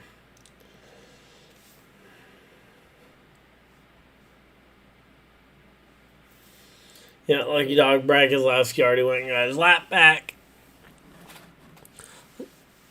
Looked like Chastain and the Rebel Bourbon car of Austin Hill came down pit road as well. Let me just get this cushion underneath me here.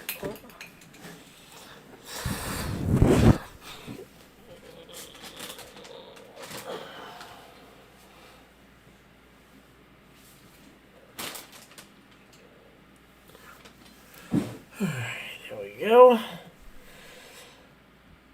Alright, we are chilling here. Hopefully everybody's having a good time, though. Some heavy topics today, though. That's for sure. Wow. How many Toyotas is that in the top 10? We got, what, 7 Toyotas in the top 10. And I say between the three whatchamacallits, the three 2311 cars, 3 Gibbs cars, and John Hunter Nemechek. That is 7 Toyotas in the top 10.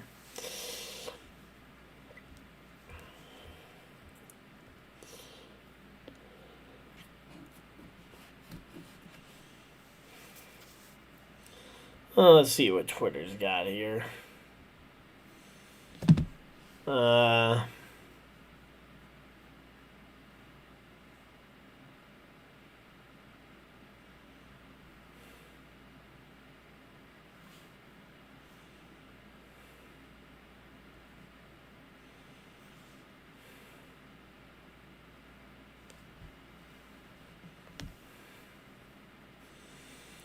Do.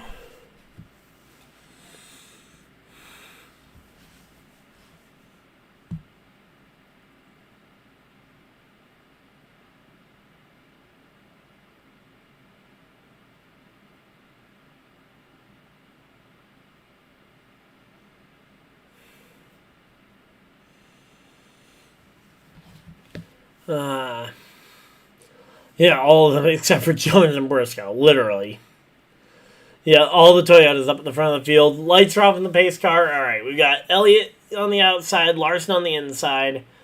Reddick and Ty Gibbs will make up row number 2 as Bubba Wallace chose to line up behind his teammate rather than to line up in the slightly earlier row. And here we go. We are ready to go back racing. Pace car takes a dive for cover. Run away because this field ain't safe here. As we come to the green flag, green flag's out. We are racing here once again in Michigan. And here it is, Elliott from the top side. Oh, I was mostly joking, but there they all go. Major crash here right off the bat. Please tell me Hamlin made it through that. Okay, and good thing is, the guy I actually have picked to win this thing ain't in the mix.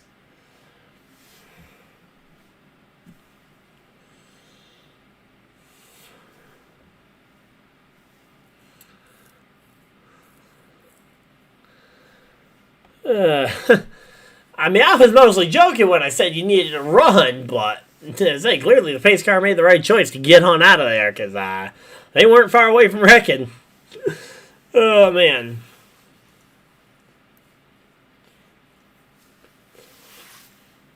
I am going to go ahead and just clip that.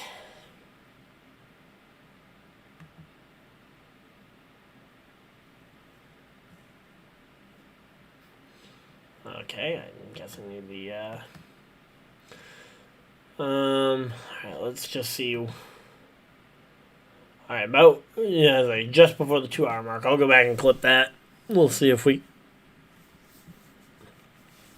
and we'll try and get that into a clip for you guys.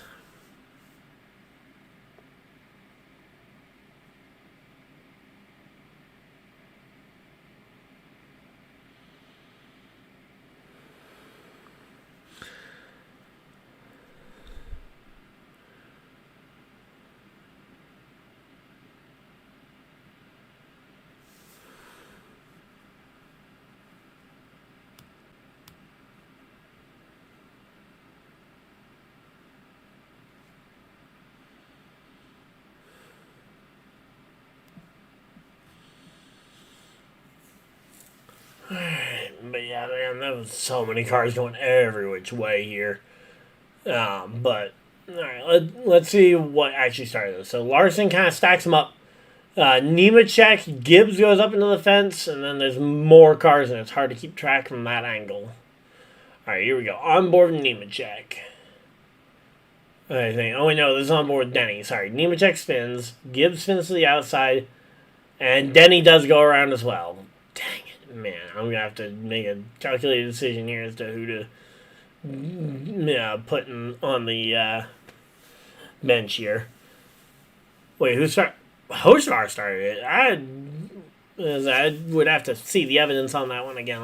We'll look for Hocevar this next time they show it. Okay, next time they show it with a halfway decent camera angle because I can't see it. I do see Hocevar's near it, but Yeah, I can't see it clear enough to for sure say anything from that camera angle. Okay, this camera angle is not going to be much better. But, yeah, I mean, Reddick spins almost seems like by himself there. Okay, here we go. On board with Hocevar.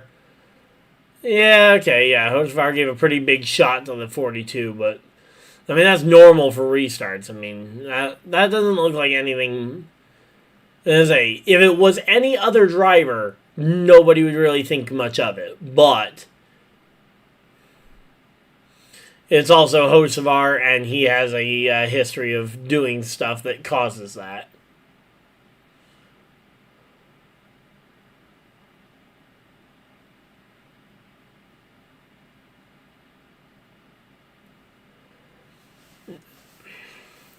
Yeah. Yeah, again, it's one of those things where, yeah, it's going to end up being a bad look for Hocevar. And,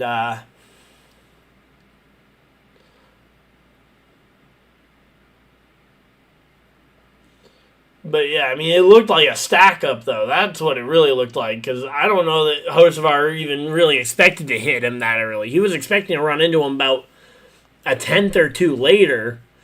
But yeah, it looked like, honestly, yeah, it looks like Larson missed a shift, which caused the massive stack up and caused the contact for Hocevar a lot before Hocevar intended to. So I'm not willing to say that that's Hocevar's fault. And yeah, exactly. It was such a chain reaction. It was really, it does look like the 5 missed a shift and stacked up the rest of the field.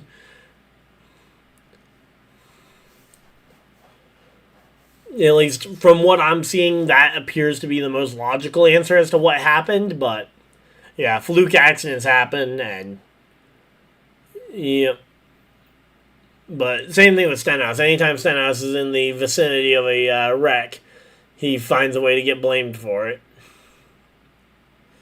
But yeah, Hamlin, after all that work to get from the back to the front, Hamlin ends up in this one. Not nearly as badly as Reddick, though.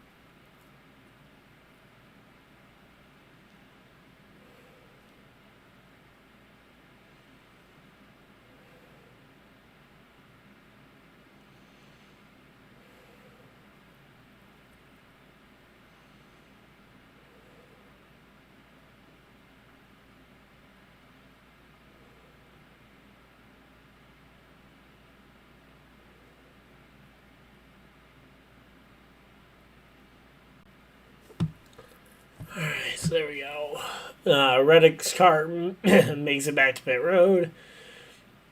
Into the garage area. Went from 7 Toyotas to 4. Well, that's what happens when Gibbs, Reddick, and Hamlin were all spun out, along with, I think, another Toyota in there, but Jones makes up for it. Oh, yeah, Nemechek being the other Toyota that got spun. Yeah, Reddick's first DNF, yep. They told Larson all the Toyotas lined up behind him, and if that is true, that would be hilarious, and almost certainly would be a major penalty. If it isn't true, still pretty funny.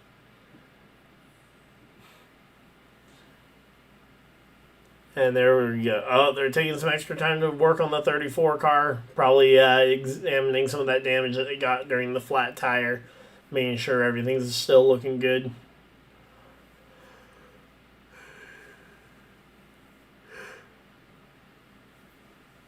Because pitting under this caution with how short a run it's been, yeah, you're not really losing much there.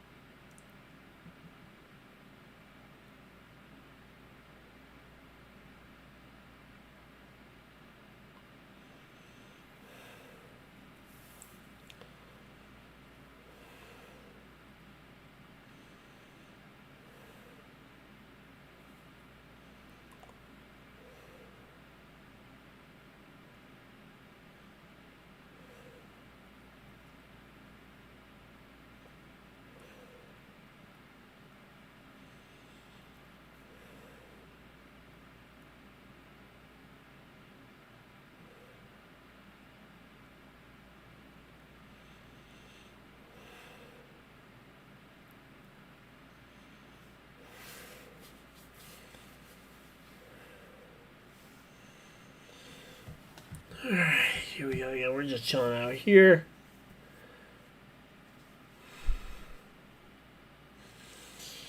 Alright, we're back from commercial break. We're getting ready for this one. Welcome on in.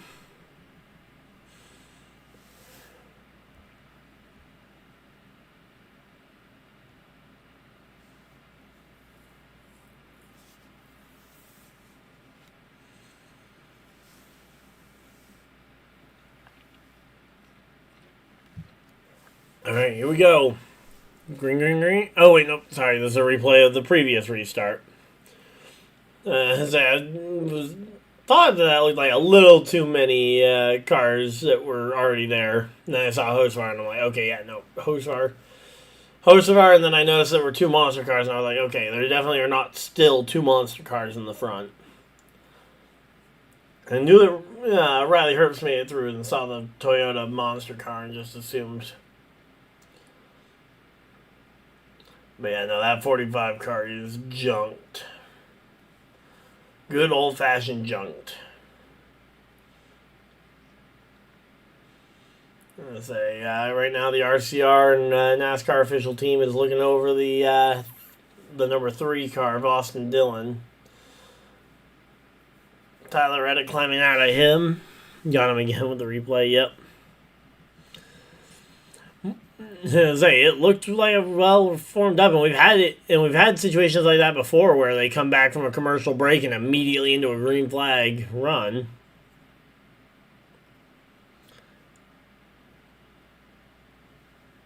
But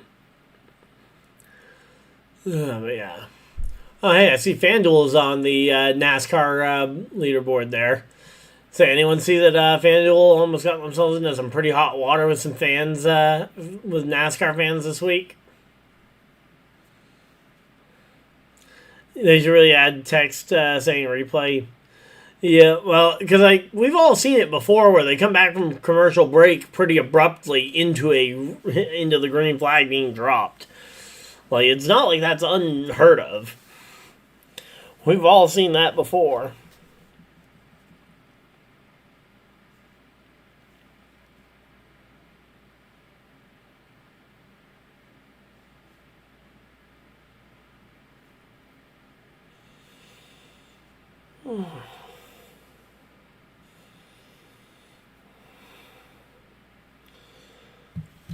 Alright, here we go. Now we're doubled up, ready to go back racing here. We do have a Monster Energy Toyota in the front 4 here as we get ready to go. Green flags out, we're racing.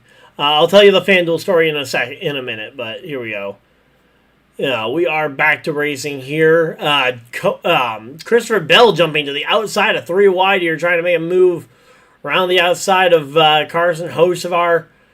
Man, Christopher Bell making a really gutsy move, but it looks like it's going to work out there for him. Up a couple spots, and caution flag! Brad Keselowski once again.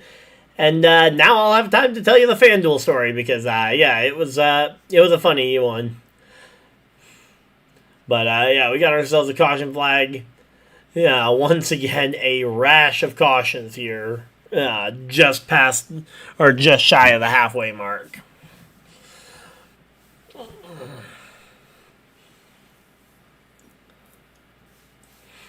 For iRacing Lobby.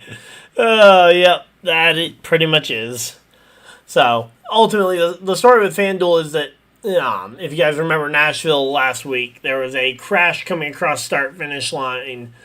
And, yeah, who was it? It was Elliott. It was Elliott. It was Elliott, Reddick, and SVG. And a bunch of people who had bet on SVG getting a top 5 were excited because SVG eventually got, when they got all the scoring, timing and scoring figured out, SVG was shown in the 5th position. And FanDuel tried to argue that that the standings that the standings showed that SVG had come across the line in 7th place. Because that's what NASCAR initially had on like the unofficial results, because it was within a 1/1000th of a second time difference that the drivers crossed the line. On the photo, you can see clear as day SVG crossed the line in 5th, ahead of the other two. But again, whenever you're within that 1/1000th of a second difference, the timing and scoring of the transponders gets a little bit funky, and we're kind of accustomed to seeing that as NASCAR fans, that the results are unofficial until they, especially when there's a crash coming across start finish line. There is a period where all of it is incorrect, and FanDuel was trying to argue that because both Reddick and Chase Elliott were dropped below, due to a post race penalty, that the result still does not count and that it does not score. And they doubled down on this. They sent out 2 waves of email replies to people who had seen the outrage about it. And they tried doubling down that per their rules, and because it was a post race penalty that caused Elliott and Reddick to be put behind, not just the fact that SCG outraced them, that they were not on the hook for those bets. And and then I saw that other ones like MGM and DraftKings got it right, and then like a day or two later, FanDuel corrected the error and is now properly paid out everybody. So all's well that ends well, but that was a really funny situation. Reminds me of that time someone put a bet on McLeod Ware for a top 10 and somehow got the win. Yep, I remember that one. Guy put in like a $10 order or whatever and walked away with a couple, with like $100,000 or something. I mean, hey, that's like when you're at Daytona, you can kind of make those kinds of bets, and every once in a while you might win a ton. But if a crashing car goes across the line in black, exactly. And again, that's why NASCAR always says unofficial results until about 10 minutes after the race ends. Then they go and they'll usually correct a few spots there, and then there's still post race tech. But from what FanDuel said, it sounds like post race tech would not affect their bets, which seems kind of weird that post race tech wouldn't matter for wouldn't change anything for your bet, but I guess it is what it is. So yeah, there we go.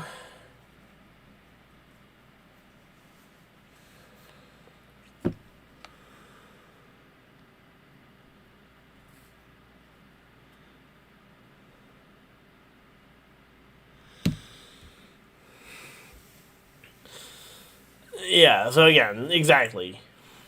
If Edwards didn't run across the line in 2009, but he threw the transponder across it, would he have finished the race?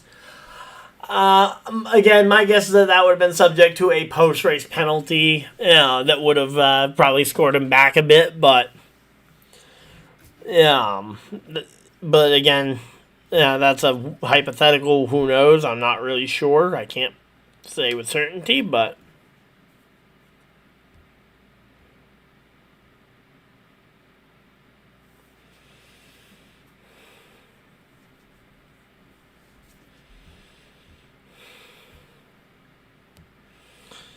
alright, well, we are just chilling out here. Hopefully everybody's having a good time.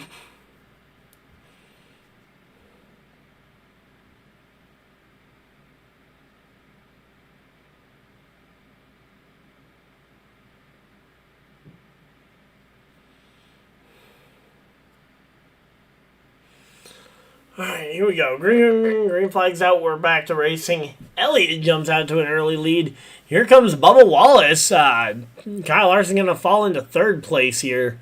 And here comes Hocevar with a head of steam. Hocevar comes from a ways back, jumps to the bottom, and goes up to fourth place here. And here comes Daniel Suarez. Suarez following his teammate through here, trying to make his way past the 35 of Herbst. Daniel Suarez up into the top 5. There we go. We have 25 laps to go in the stage. I should probably double check my lineup, make sure I've got the right guy in the garage.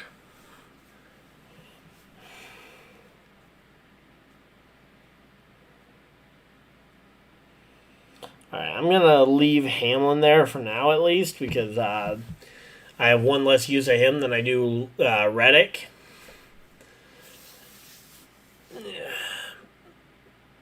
But yeah, there we go. Bubba Wallace passes Chase Elliott for the lead. And Bubba Wallace has the lead at Michigan. Let's go. Alright, so Bubba Wallace out in front of the field. We've got ourselves 3, 4 wide further on back. A wide variety of cars racing all over this track. We got, it looks like Austin Cindric jumping out of line here, trying to make some moves. Then he gets kind of crossed up by the one car's air as the one car pulled out of line and kind of just messed up the momentum there. Let's see. Yeah, I don't know who that was, but say Larson's not a bad driver. Again, every driver has rookie mistakes, and especially some of the ones who take more risks.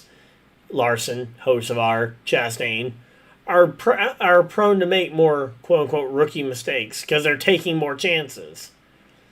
But here we go. Here comes Denny Hamlin looking to the bottom. He's got Briscoe behind him.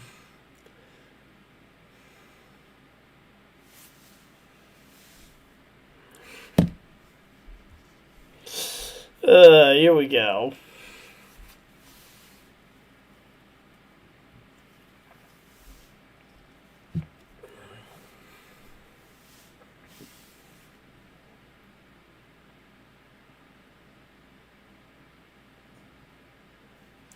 Alright. I'm gonna put Hamlin in because if Hamlin really is gonna make a resurgence run up the board here to the point where he's up to he's earning 18 points right now. Like he has moved his way up to 19th place already. Yeah, say I should probably have him in my lineup over the guy who's crashed out in the back. Although Reddick still has a guaranteed 12 points, so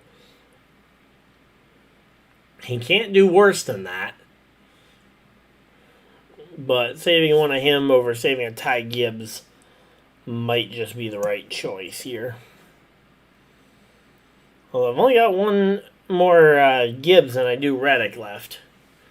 A multi-time champion, one of the worst. Yeah, well, again, one could put a lot of question marks about some of those one could definitely question the 2021 championship as to, okay, how are you that much faster all of a sudden off the couch than every other driver, especially when he really hasn't looked that lights out previously. He's still, again, I'm not arguing he's one of the worst. He is still one of the best drivers out here. But I do question where all that speed went that he had during the 2021 season. Because in 2021, when he was making the redemption tour after his unfortunate actions in 2020, yeah, he won 10 races, 11 if you count the All-Star race. Almost won 4 in a row. If it wasn't for a flat tire at Pocono. I mean, where did all that speed suddenly go? Yeah, exactly. What changed after 2021 that killed his cars? What happens if Larson doesn't say the word? The next gen car probably evened it out a little bit, but still, that is a drastic fall off, though, to have gone from 10 wins to. I don't think he's had a season that exceeded like 4 wins outside of maybe last year when he got the championship.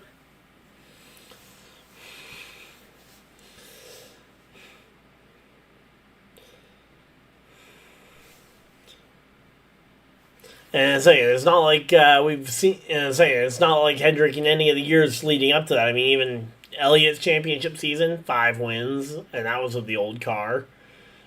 And that was before Larson, so he should have been. It should have been him and Jimmy probably having the 2 best cars in the organization.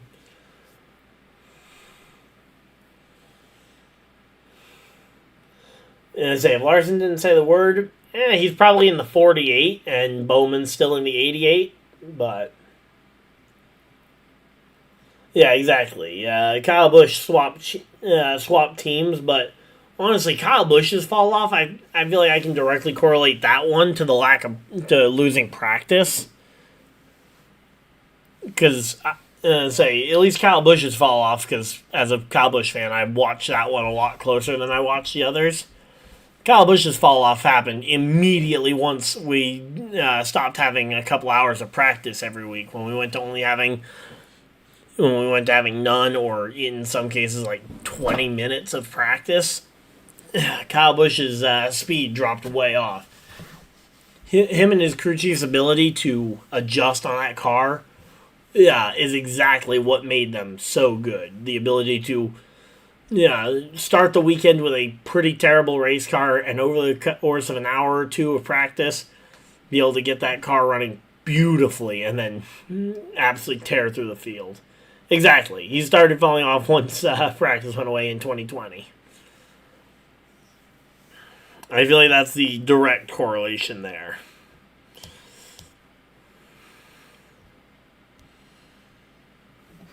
Alright, here we go. 16 to go. Looks like we're getting ready to go to the commercial break here.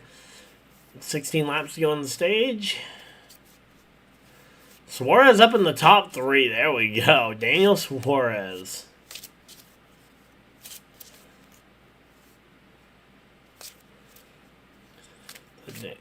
Taking away practice changed NASCAR? Absolutely.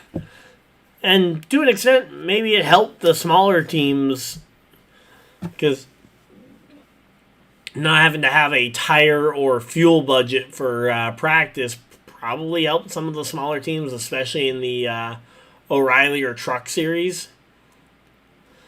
Not sure as much at the Cup level, but still, regardless, being able to not having to budget in nearly as many sets of tires for practice. Certainly probably helped with some of their bottom lines.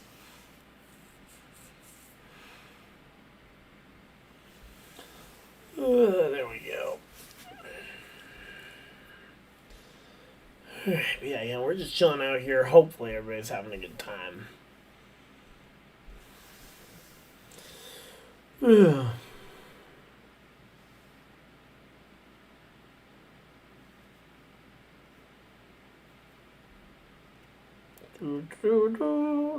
Do.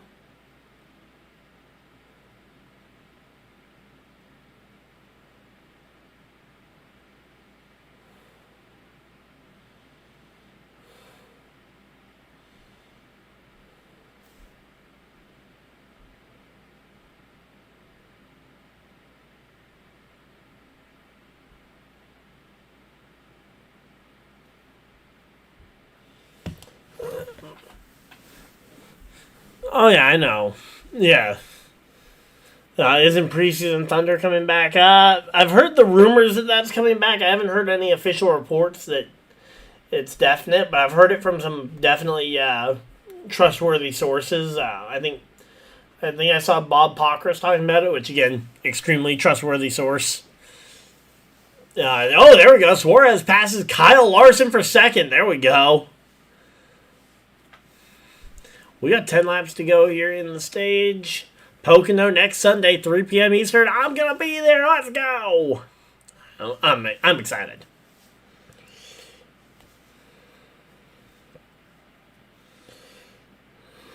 I am super excited for that one. We got Chase Elliott, Suarez coming.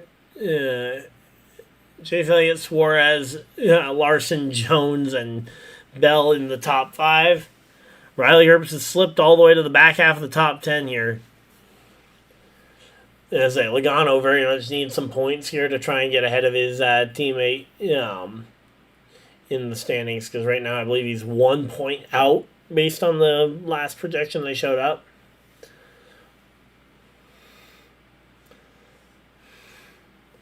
The thing is, and when it comes to practice, my biggest thing is, because you make so much, say, between TV and the ability for the tracks to sell beers to fans who show up and just hang out. Try and work out with a new team deal, which obviously isn't coming anytime super soon because we just signed a new team deal. But if you want practice to come back, work with the teams to, hey, you guys will get a bigger cut of TV and revenue, and maybe even merchandise and drink sales for practice days.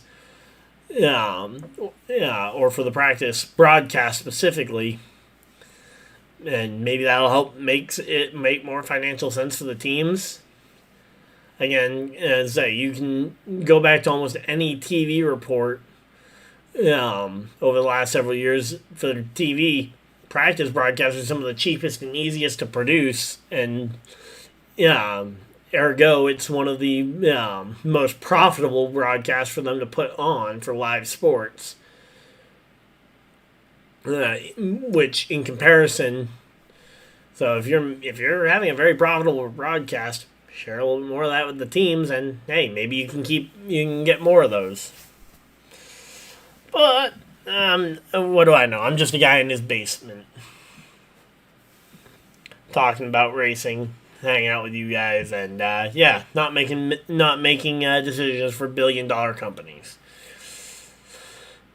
So here we go. Bubba Wallace looking to the bottom of the racetrack here, trying to hold off Logano and Zane Smith.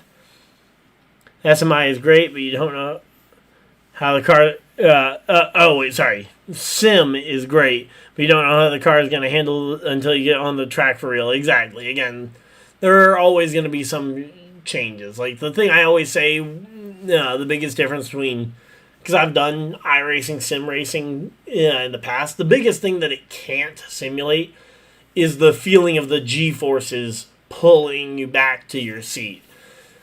And obviously some of the more expensive sim rigs that these drivers do their best to try and mimic that. But when you're talking about guys who are in their house on their computer playing iRacing on a wheel rig, I mean, that is the biggest change from racing in real life to what you experience on the simulators. Is just the feeling of the G-forces. But Bubba Wallace just gave up 2 spots there. He lost out to both Zane Smith and Logano. Zane Smith just blocks him all the way down the track. Here comes Denny Hamlin into the picture. Hamlin trying to steal a point or 2 away. And, Denny Hamlin's going to be able to run up quite a few points here on Reddick. Let's see. Yeah, I'm only earning 1 more point. I'm earning 1 more point by leaving Gibbs in there. And I've got more Briscoes to burn, while Briscoe is a lot further down the standings.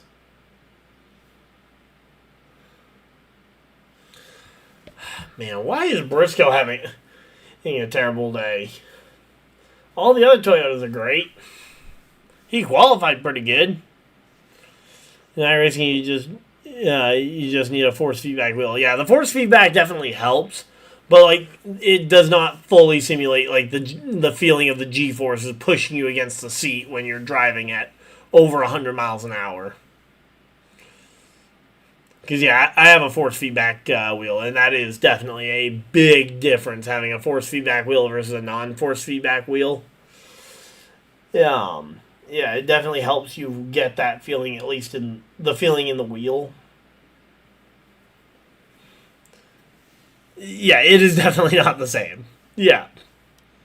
Yeah, again, some of the more expensive, like Denny Hamlin's motion rig that we saw during the iRacing broadcasts that they were doing, those are awesome, and those probably do simulate the G-forces a little bit more accurately, but, like, for example, especially at tracks like Dover, where the G-forces are insane, there's very few machines on Earth that could maybe help you simulate what it's like going into a corner at Dover.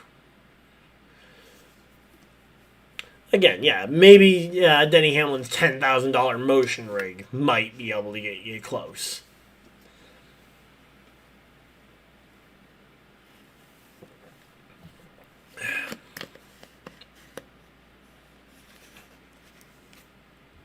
Well, not sure why it I decided to hold that one back from you guys, but yeah, there we go. Yeah, belts to tighten up, yep.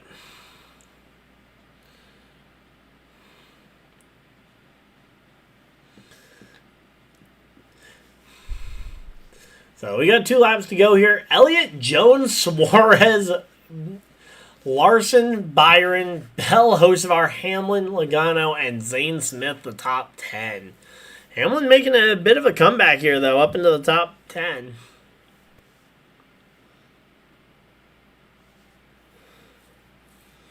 Well, at least Briscoe's still on the lead lap for my pick, but man, we're having a rough day. Having a rough day on the race picks department. So here we go. Final lap. Elliott is coming off of turn 4. He's going to hold off Eric Jones. And Elliott wins your second stage here at Michigan. Then you've got Eric Jones, Suarez, Larson, Byron, the top 5. Bell, Hocevar, Hamlin, Logano, and Zane Smith rounding out your top 10 finishers in the stage.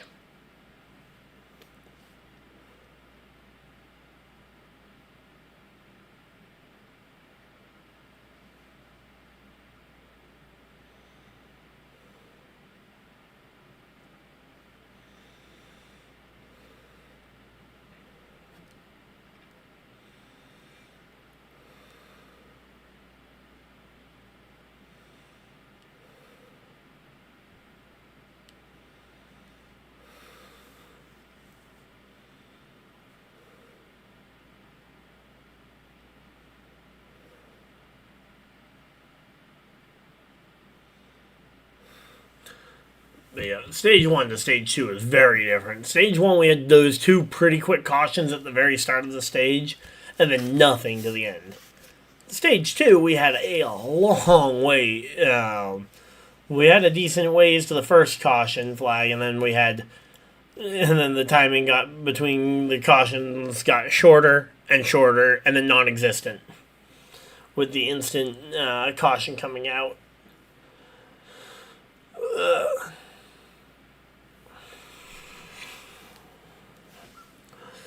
Alright, well, we are just chilling out here. Hopefully everybody is having a fantastic day here.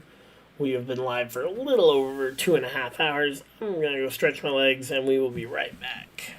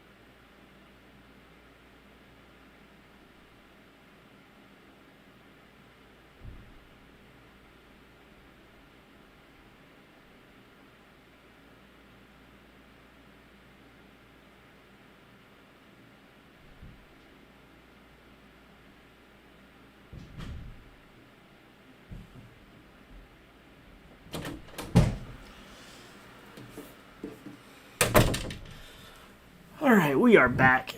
Sorry about that. Alright, we're back from commercial break here. Or we're coming back from commercial break. We're at a side-by-side. Hey, Trev, how's it going? Boy, Elliott got it in stage 2 win. Yep. See. Lucky Dog should be Gilland again. Yep, probably will be. And, yeah, everybody should be pitting for 4 tires here. We've got a long second stage here ahead of us, or a long third stage ahead of us. They're gonna need tires. Yeah, because realistically, you pit here, then you pit sometime around lap 40 to 45, split the stage pretty much in half, and you should be good to the checkers. But there we go. And we are chilling here. Hopefully, everybody's having a good time. But yeah, I'm excited though. Man, I'm getting more and more excited for Pocono. It's gonna be great.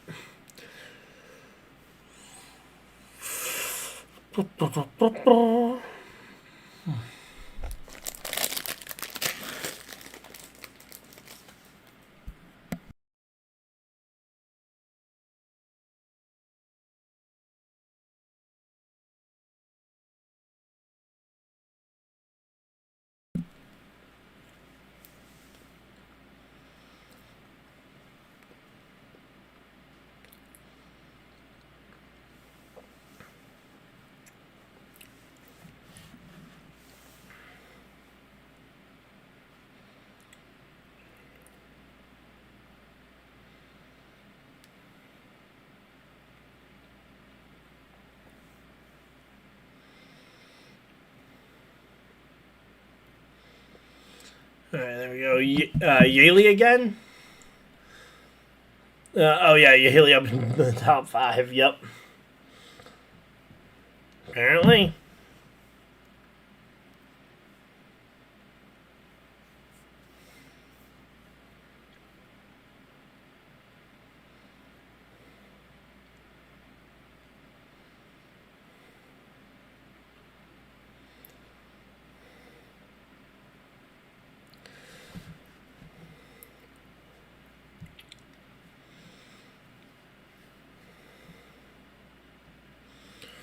Alright, well, we are just chilling out here. They're coming back from commercial break. We got MTJ and LaJoy down there on the pit box talking about this one.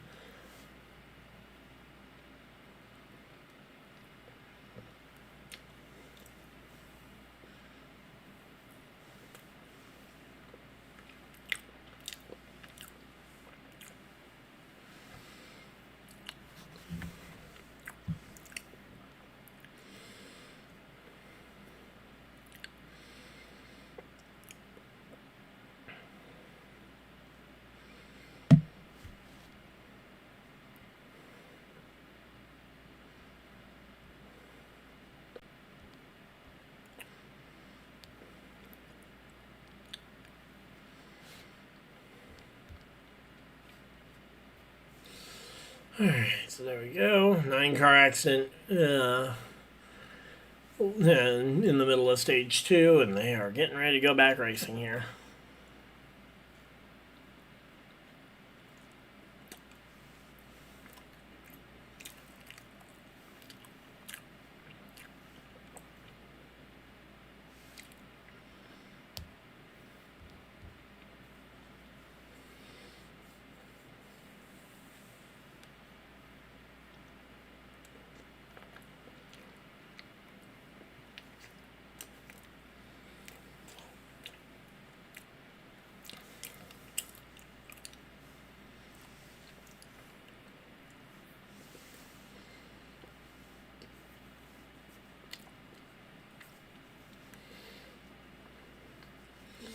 Alright, here we go. Field in the hands of Elliott and Byron. As we go green, green, green, green flags out. We are back to racing.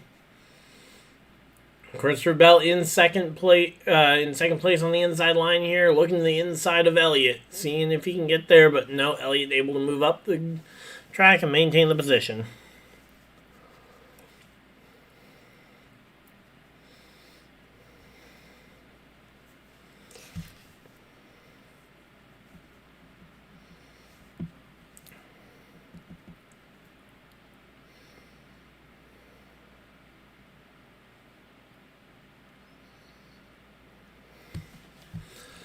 Alright, so here we go again. Elliott, Bell, Byron, Larson. That's a lot more of a normal top 5. And then we've got Suarez.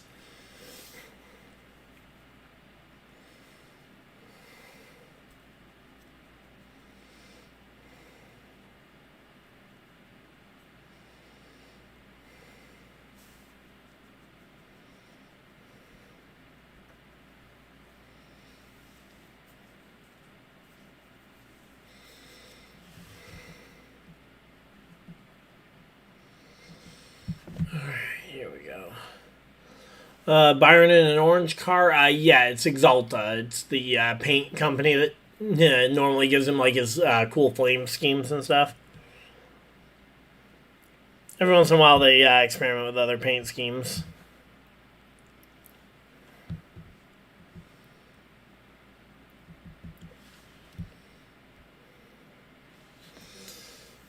So yeah, here we go though. Again, we got Elliott, Byron. Oh, Hamlin up into the top 5. There we go. This is starting to look like a very normal top 5 here.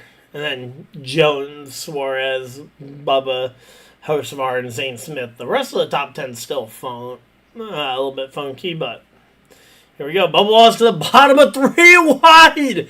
3 wide for 6th. Here comes Jones. Jones up the middle. Bubba flames out with the momentum on the bottom there. There we go. Yeah, color of the year thing like they did in 2020. Yeah. Again, they've done this before.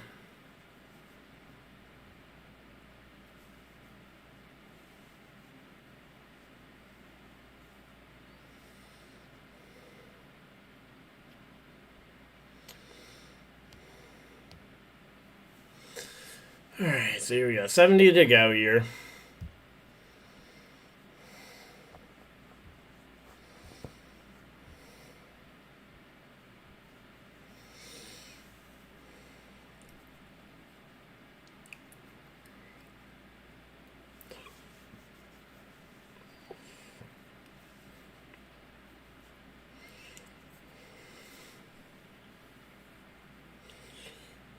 Alright, here we go. Let's see what we got going on here. Alright, so again, looking for storylines here. Chastain's made a bit of a comeback here up into the top 15. There we go.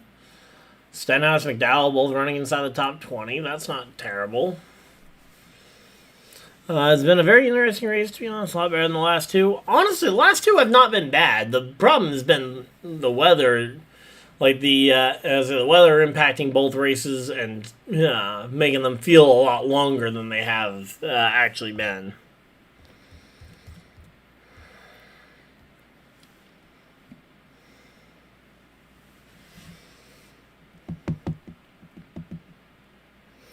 Briscoe's still stuck in 29th. Yikes.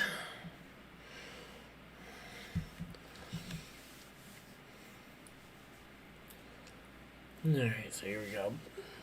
You got Byron trying to run down the back bumper of the number 20 car here for 2nd place. Elliott's still out in front of the field, though, leading this pack. Again, with 70 laps to go, this one's cruising a lot quicker than Nashville did. Although Nashville also, the hour-long rain delay certainly didn't help it feel any faster.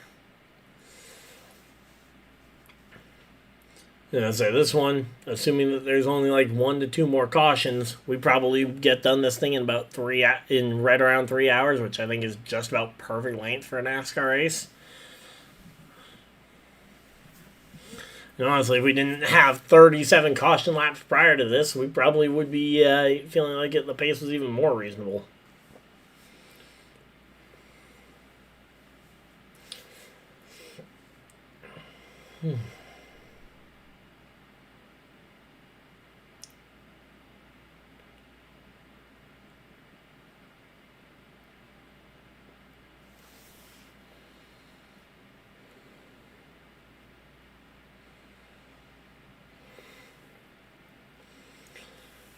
Alright, here we go. Let's see what we got. I'm just looking for almost anything. Austin Hill is struggling today, too. I can't forget the snow clash earlier, the snow race, and yeah. Yeah, there's been a lot of weird weather races this year. After last year, we went the entire year without a race being delayed due to rain. I believe the entire year, which is insane.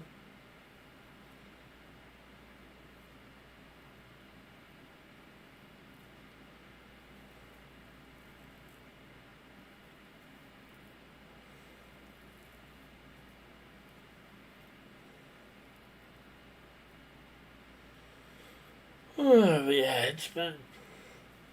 This year's been a different one, that's for sure. And it really feels like it's been basically two different eras of races because you've got kind of the. Because honestly, these last 3 weeks since the whole Charlotte weekend, yeah, it just feels like the time has just been going so much slower. Yeah, threat of the rain in the 500. That's basically almost every year has a threat of that.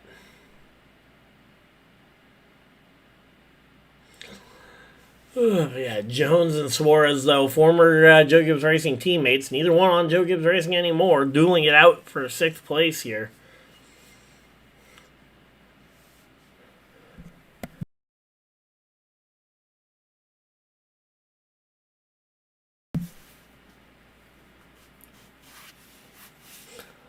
All right, 63 to go. We're taking through laps here really quickly here. Yeah, exactly. What do you expect from Florida? And that's the same reason why, and so that would be the same concern I would have with the same concerns I have with putting the summer Daytona race right in, right at the beginning of hurricane season.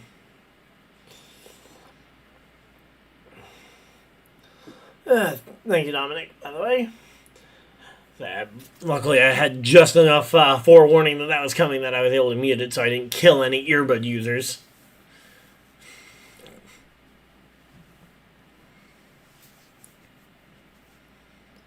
But yeah, we are chilling here. Hopefully everybody's having a good time, though.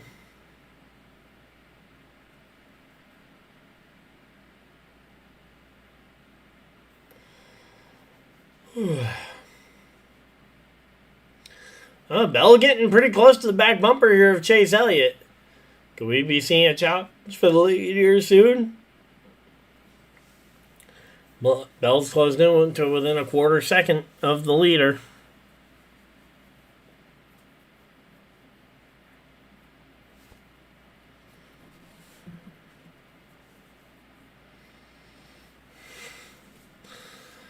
Alright, there we go. Just.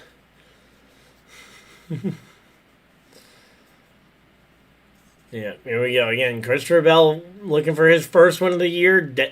Chase Elliott looking for what? His third, I think? Denny Hamlin's still a favorite to second favorite to win the race over his teammate Christopher Bell, who's 2 spots ahead of him. Wow. A lot of confidence in Denny Hamlin's recent past here at this track versus Bell's inability to finish these races. Fair. So the guys running inside the top 5 are your top 5 on odds to win. That all makes sense.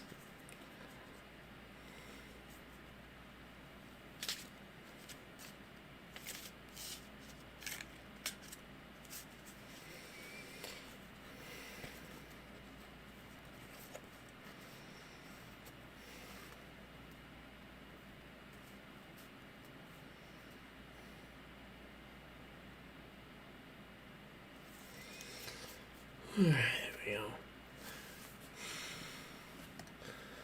go. Last year's winner. Who are you talking about? Last year's winner? Are you talking about? Oh, caution! Yellow, yellow, yellow, and it's Zane Smith. Oh no! Zane Smith and the Aaron's Lucky Dog going around. Caution flag flies just shy of 60 laps to go, or just past 60 to go. I mean, and. Man, that one tire being down is really hurting Zane Smith here, the one rear tire. He rolls his way down the bottom of the track, but yeah, Zane Smith just...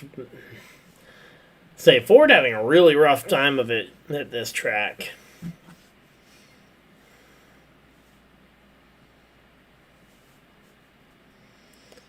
Okay, yeah, Denny Hamlin defending his win at Michigan. Yep, that's what I thought it was, but I didn't remember actually who won this race 1 year ago.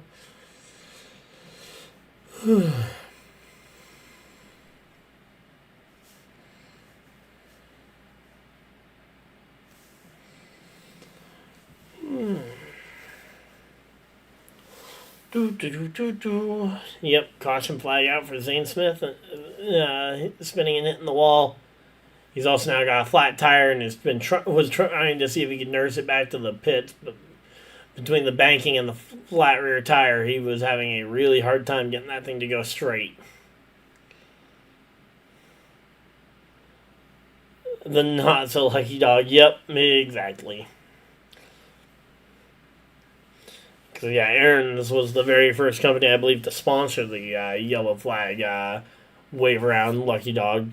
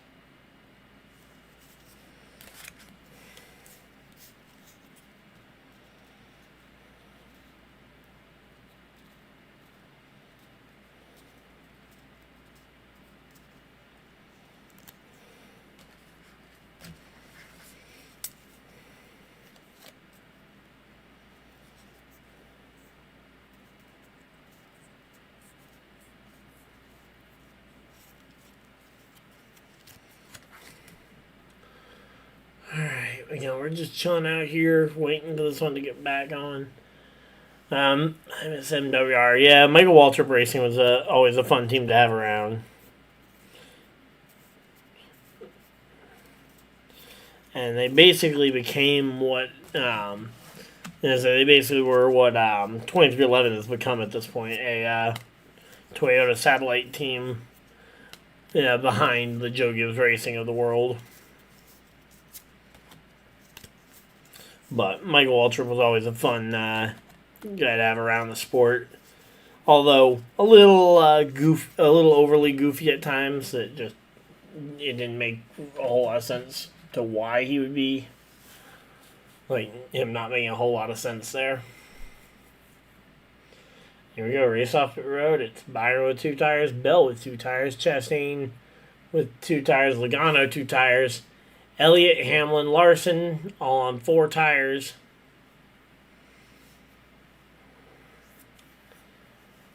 So yeah, there we go. Spin around and contact.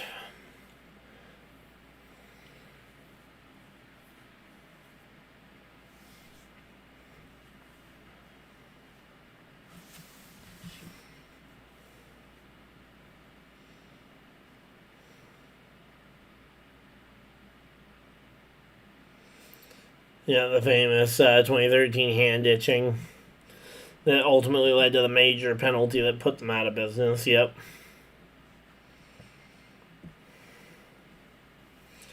Itchy hand that led to race manipulation. Can't be manipulating races like that if you want to win.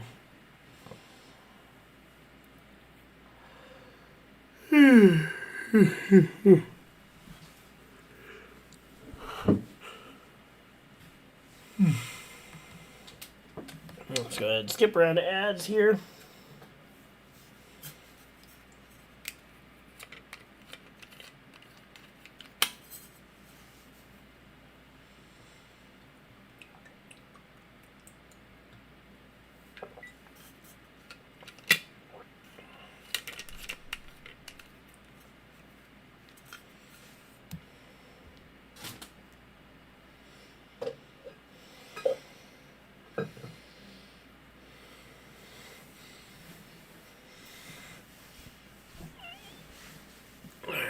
here we go.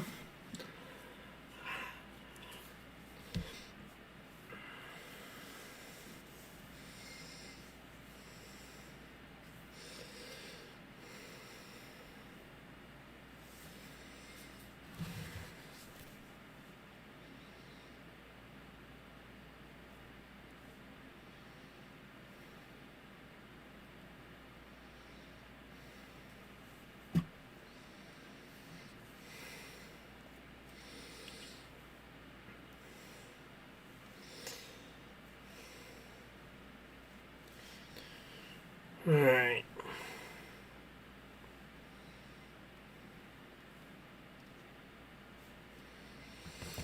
There we go. Again, we're just chilling out here. Hopefully everybody's having a good time.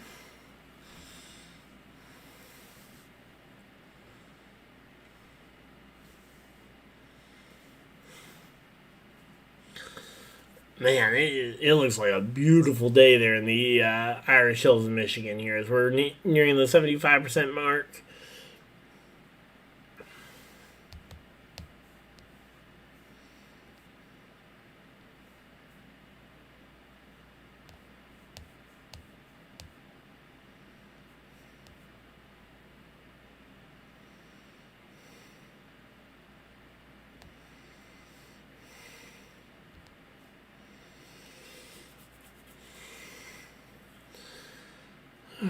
Here we go.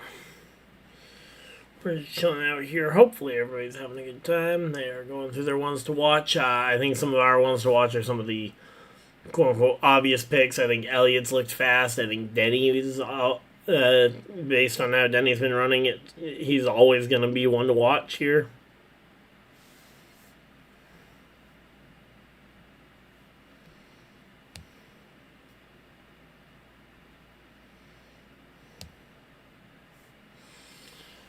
Alright, here we go.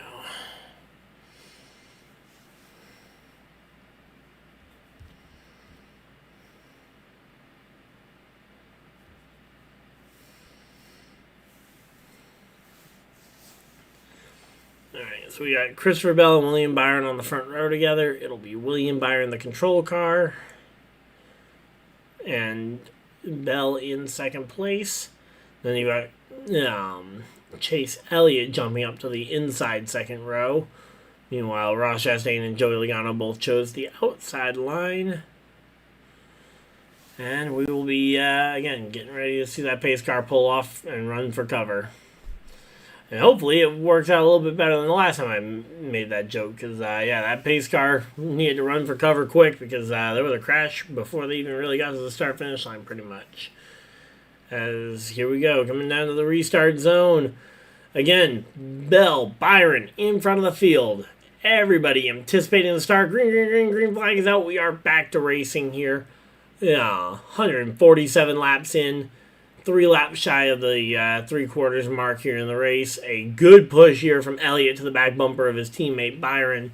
Gets both of them clear of Bell for just a moment. Meanwhile, Bell just barely managing to fight back on the outside, trying to claw his way back in front.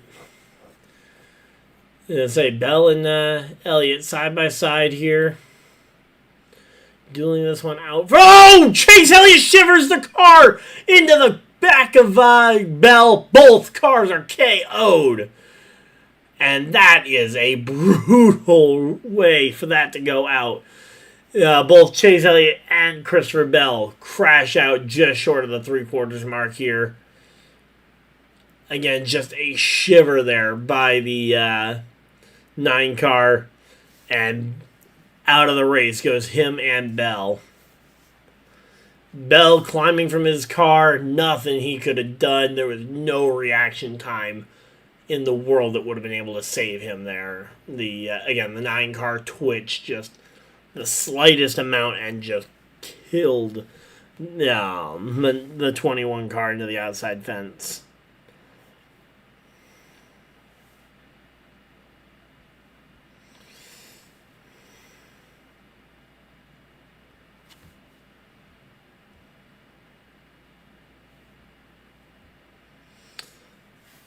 Yeah, that was a hard hit. Again, I hope Bell is okay. Obviously, I don't think we'll really. As I'm glad to see he climbed out of the car. I don't think we'll really know, especially like concussion wise, if he's all good until after he gets checked out at the infield care center.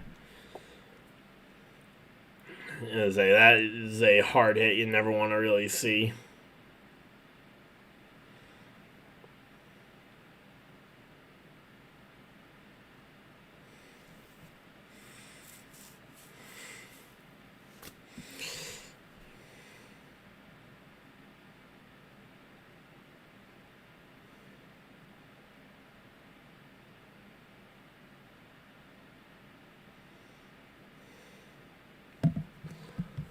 And there's Elliot walking to the safety team, going over to kind of explain his side of things again. That's just one of those where it's like, yeah, what happened? Car got away from me. Yep, makes sense. And again, once they both see the replay, I'm sure, yeah, that was just such a quick shiver there from the 9 car. There was no way they were going to avoid that, and it sounds like we are going to be seeing the red flag displayed here shortly. Yeah, as they go ahead and clean up the remains of that mess.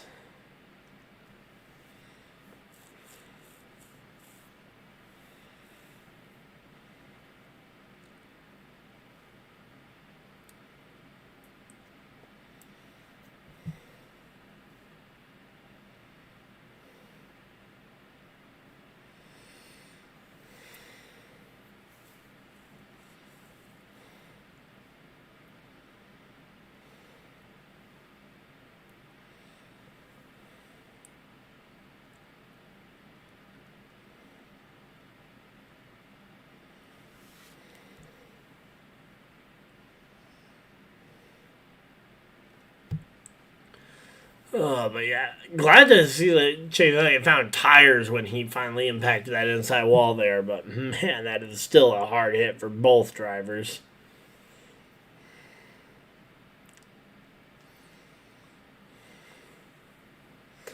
Hardest hits of the season. We'll have to wait and see. I think the hardest hits of the season so far, probably.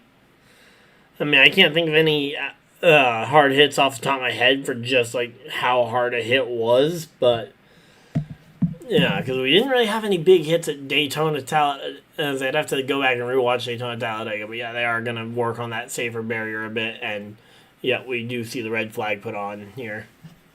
Yeah, as I said, it was just a really quick shiver and then just blam.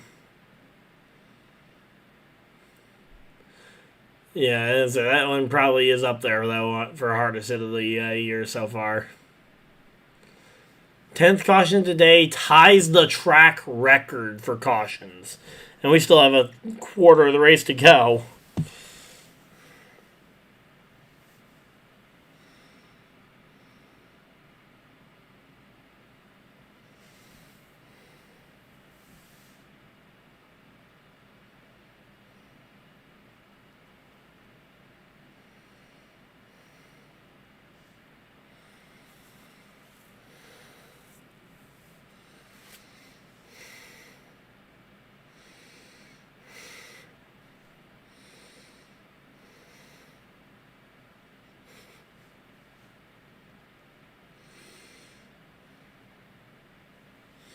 Yeah, I mean, that is a insanely hard crash. Yeah, I know, it's bent.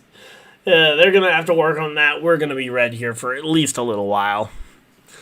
Ugh.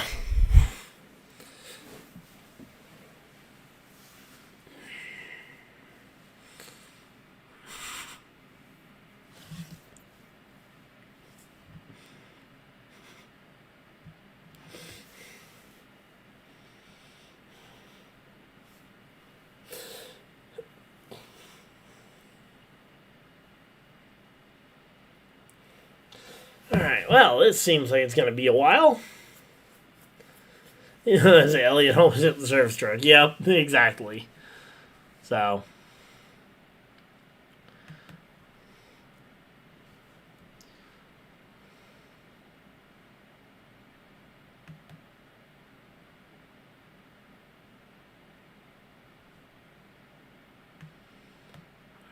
I don't know what that is. We'll go ahead.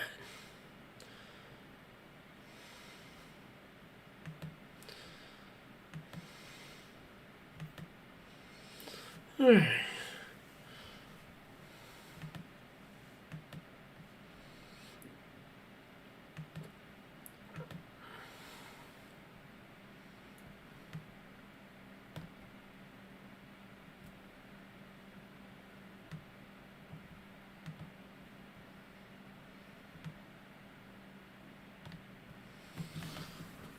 No, that is not.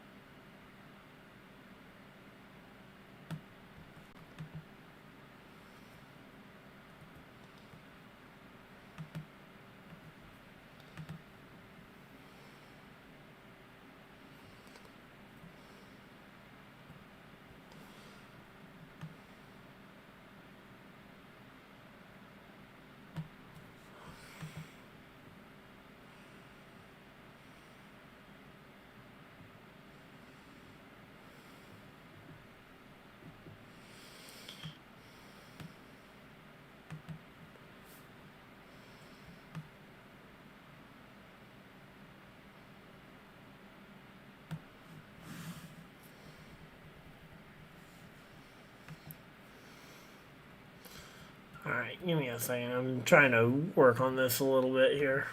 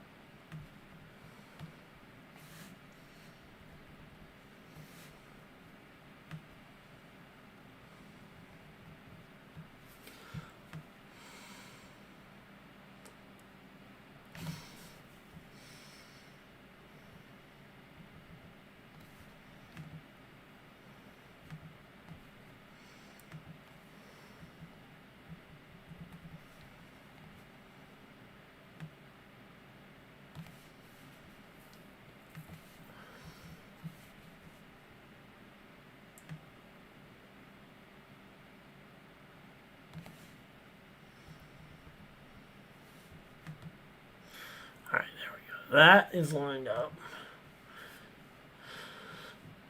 And which means I just need to go ahead and do this.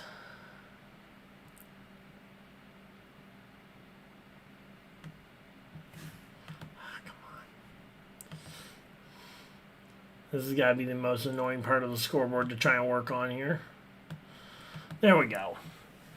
Alright, got that part done.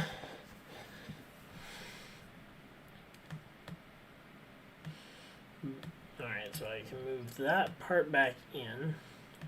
I'm going to start naming these real quick just to try and help myself out. Yeah, I'm trying to get better about organizing stuff on here. Progress bar. Oh, okay. Can't do that because they're all copies of it. Because I just went and copy and pasted. So we'll go ahead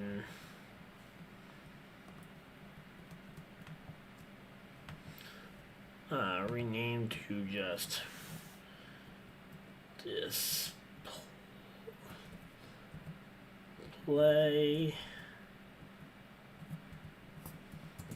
capture.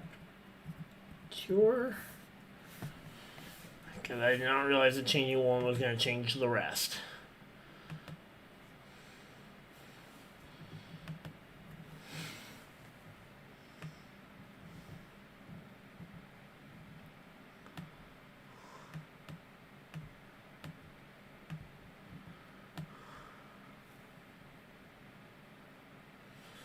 Alright, let's group those two.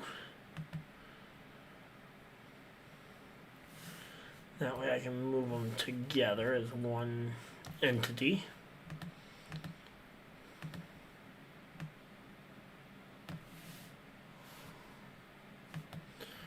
Alright, what was the number on the top bar?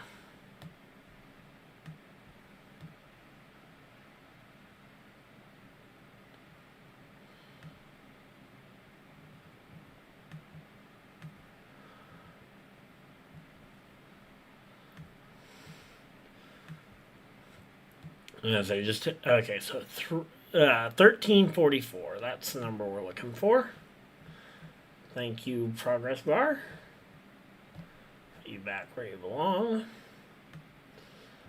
So for group 7, we are at. So we need to get to 1344.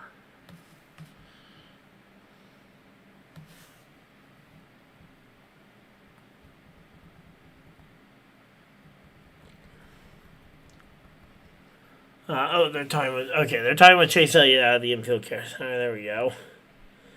Always good to see that. Let's see. Lars Knit Bell's flying. New foam in the safer barrier. Bell's car was leaking something. Yeah, again, it was just one of those. Again, fluke crashes. Again, glad to see that they are okay.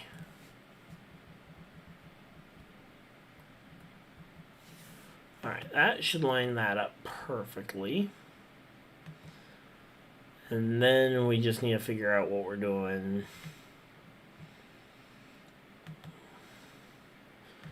So then we can ungroup. Or can we put a group inside of a group? That's a question. And the answer is no, we cannot. That would be way too convenient because... And maybe we can, I just didn't do it right, which is probably more accurate, but we'll have to wait, and I'll try that sometime when I'm not live editing.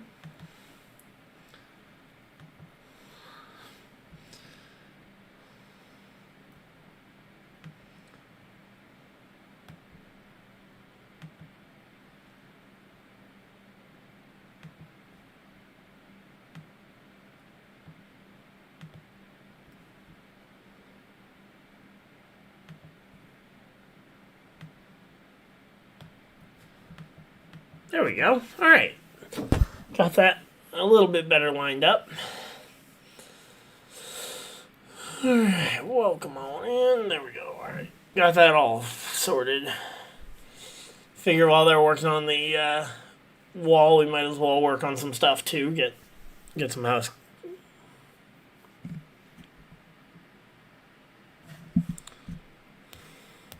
Okay, why is Ticketmaster recommending this concert? Because that's an artist I would love to see, but I didn't think he was coming anywhere near me.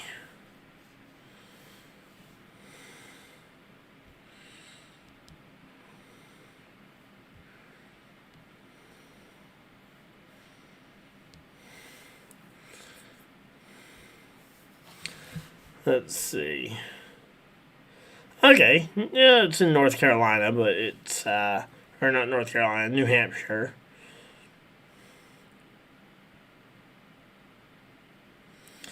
And it's, this Thursday. Nope, not doing that. I gotta drive to Pocono, way too close to the start time for that. Not going to a concert the night before I drive to... Not driving out of state to drive then to, no, I'm there the next time. Using a sledgehammer to put the foam in. Alright, that's an interesting technique.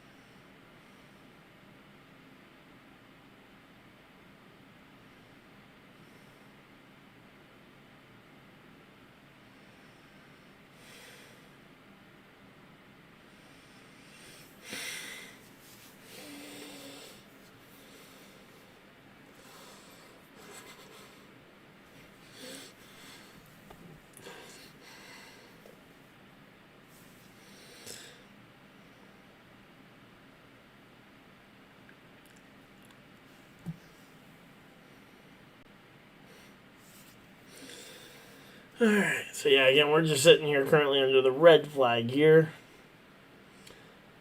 Bell's window hit Larson's windshield.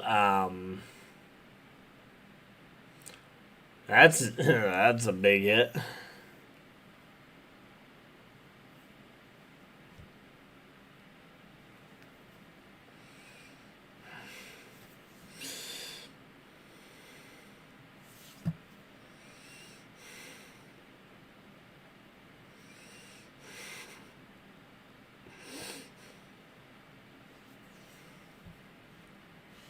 But yeah, these cars are probably pretty close to ovens right about now, though. All right, well, since we're here at a red flag, let's go ahead and I will open up a new scene real quick.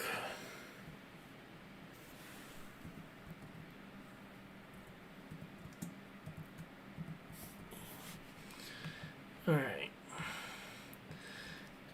Give me 1 second, guys. Video camera, existing video device. Alright, there we go. Got us up in the, gonna put us up in the corner here. Don't need a quite that wide of a frame. I can go for a much more square frame.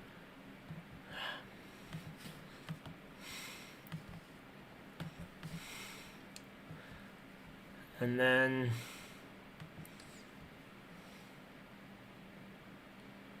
yeah, exactly. That red flag at Phoenix is brutal. Boop. Alright, let's go ahead and get this.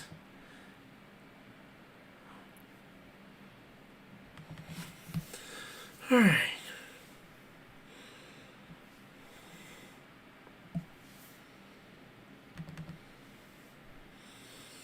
Do do do do do do do.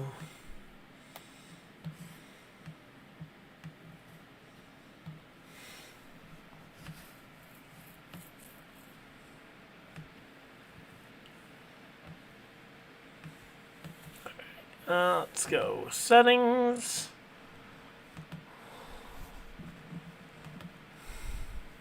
Okay, there we go. I actually got it to go where I wanted it. I'm kind of surprised by that.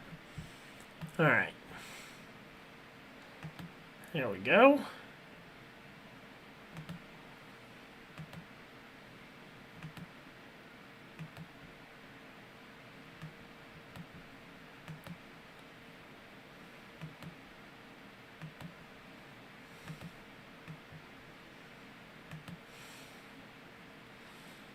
There we go.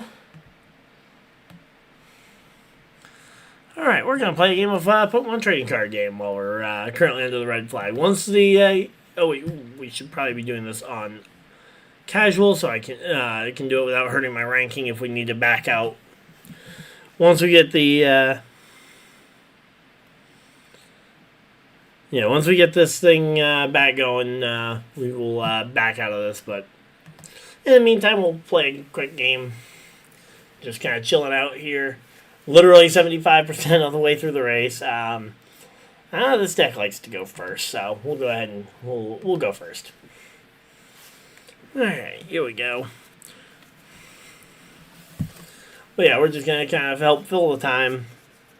And hey, if you guys have any suggestions for what you guys like to see me help fill time with during extended red flags, I know they don't come about every opportunity, but when we get them, it's nice to have something to go to. And yeah, as I say, this is fun. I've been loving playing the trading card game for the last year or so.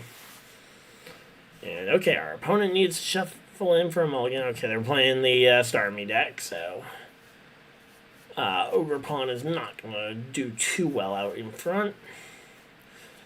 So we should just be playing to build up a bench Pokemon.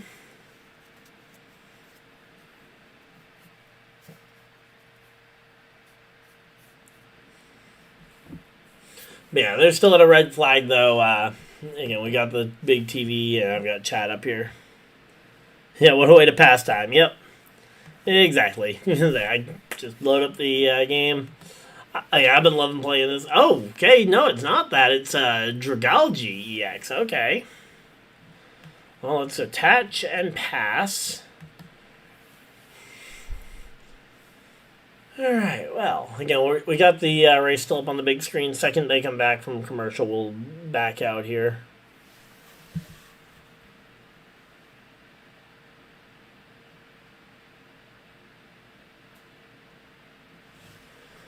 Alright, oh, our opponent didn't even get to attach an energy this time. That's unfortunate. Okay, we once again don't get the energy we're looking for. We attach another energy. We're now just one fighting energy away from being able to launch out demolishes. And we can get that one energy by using the Hilda search card to search out an energy and an evolution. So, alright, there we go. Alright, Hilda. We'll grab a Crustal, and we need to make sure we grab the fighting, the Rocky energy. Does make the mist energy that we attached last time kind of redundant, but now we can go ahead and we can whack this Skrelp for 140. And we get our first forfeit. Those kind of happen pretty frequently.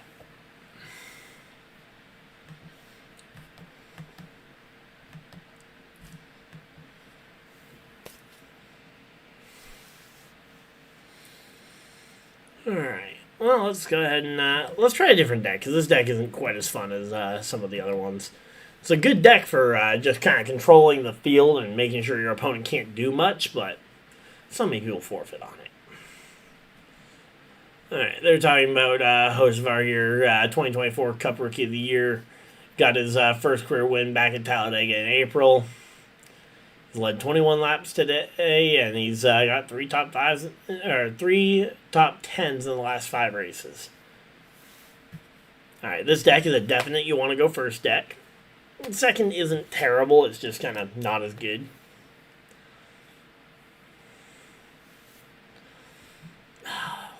Dang it, we did get a basic, so we don't get to reshuffle this hand back in. It's weird to be in a situation where you kind of want to reshuffle your deck, but okay, we got at least we got a super effective matchup here with our primary attacker. So we'll grab Lunatone here. That way we can have ourselves the Lunar Cycle. Draw 3 more cards. Throw the Prism Tower up here. Let's go ahead and Ultra Ball, discard those 2. Get the, we prized the Drillbur, okay. So, prize checking, the Drillbur is prized, unfortunately, but we'll throw Charcadet down here. We'll Brilliant Blender. Alright, what is our opponent playing? Okay, he's playing Weedle, so there is no secondary effects. So we will go ahead and grab ourselves those 3 and 2 of those. And boom. We'll go ahead and Carmine, discard this, get 5 more cards. Prism Tower. Discard those 2. Get 1 more. Do we got... we did discard a fire energy, so we'll go ahead and Night Stretcher to grab that back. Slap it on the Charcadet and pass. Alright, and we are, the red flag is lifted. Let's go ahead and switch right on back over. Alright, we got 8 energies in 1, and we'll make this Weedle player feel good by thinking that he intimidated us into forfeiting. Despite the fact that we have the definitive win gone over him because of the weakness and just how fast our setup is. So we'll go ahead and forfeit, and we'll get this swap back over.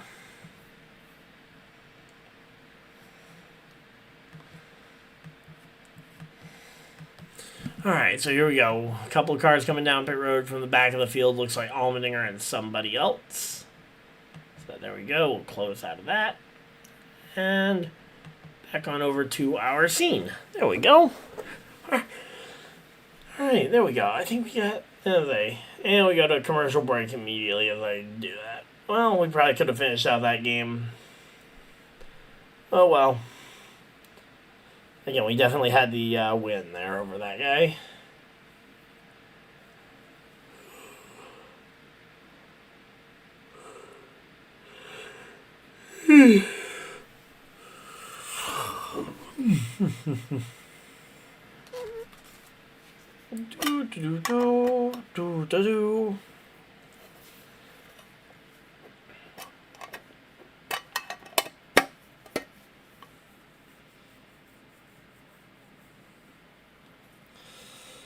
Alright, they're going through all the NASCAR Fan Awards stuff. I haven't looked to see if there's any shot there's anything for Pocono weekend. Although I would assume it's way too late for them to try and do any of the fun stuff like waving the green flag for qualifying or something. But that would be a cool experience, and I want to do that one of these years for through the NASCAR Fan Awards program. Document the whole thing. But, yeah, they're going through the documentary on that one. Can't win every game, they say. Yeah, well, you can't, but that one we definitely had that one we definitely had the win for. As I've played that same matchup about 100 times now. And, yeah. It is pretty much it's pretty close to an instant win no matter what, and with how good our, oh yes, commercial free through the checkered flag, let's go, no more commercials! Commercial free through the checkered flag for the final 50 some laps. The final 50 or so laps, no commercials. Let's go. All right, that is something we can get excited about. Thank you, Prime. Fox would never. Fox would find a way to put 50 ads in 50 laps. Just to make sure that they missed all the important stuff.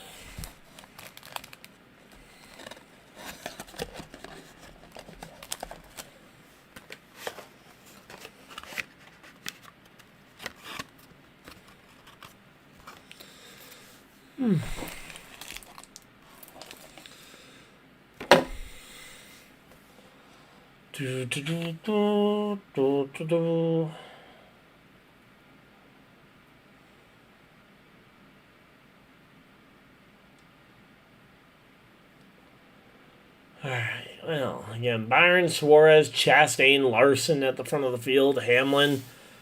As I said, this top 10's interesting. Hey, Bowman up into the top 10. There we go. Shout out Bowman. Fox's social experiment.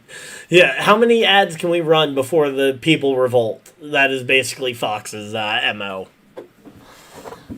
And the answer? Apparently quite a few. Because, they're still throwing them. Apparently, Fox just put in an advertisement 5 seconds ago. And we've already on their NASCAR coverage. The NASCAR coverage has been over for weeks.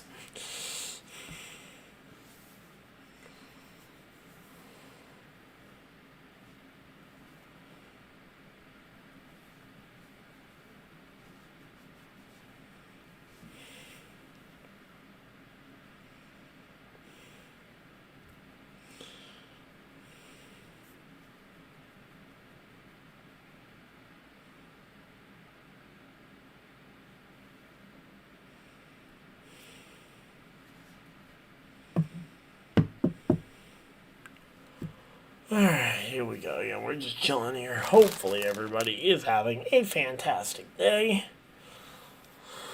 I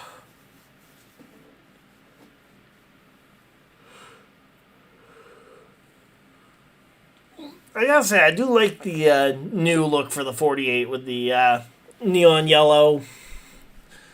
The neon yellow and purple. Kind of giving me Planet Fitness type vibes almost. But obviously I know it's not Planet Fitness, but that's just kind of the vibes it gives. Which isn't necessarily a bad thing.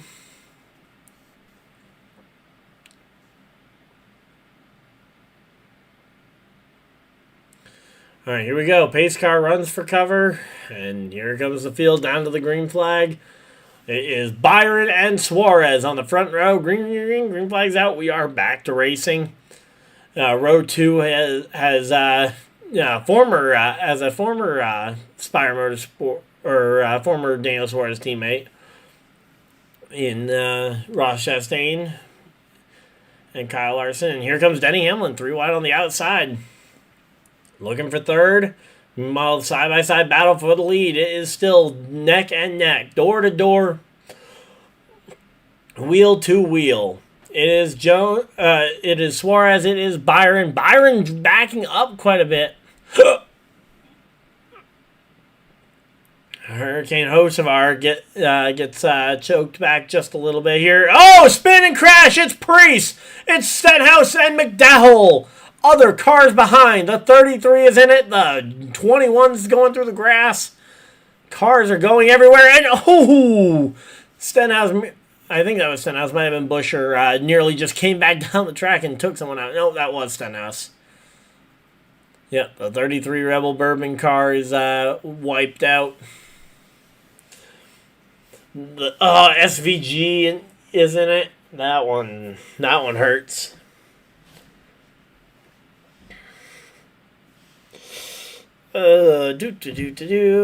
Gregson nursing his way to pit road here. And Daniel Suarez is the leader here at the time of the caution. Let's see what happened here. And more importantly, did McDowell get a major part of it? Oh, McDowell started that.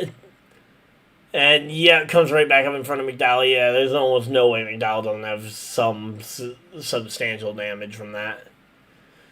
Doesn't look overly bad cosmetically, but it's pretty bad. But yeah, McDowell was the one that came up to the back bumper of Stenhouse, barely touches him, and then just Stenhouse gets loose and collects right back up in front of McDowell. And yeah, I don't think that car's coming back. Well, Chase Briscoe up to 15th. We're cutting our way through this one. There we go. Like the neon on Bowman's car. Wow. Do you remember me? Hey, Evan Clark, how's it going? I don't exactly remember you, but yeah, there we go. Hate to see it to the... I see a lot of people come through here, so I apologize if I don't recognize the nickname, or the name, but I hate to see it to the 33. Yep. Big one, part 2. Yep. Yeah, we're tearing up cars here in a hurry around this racetrack.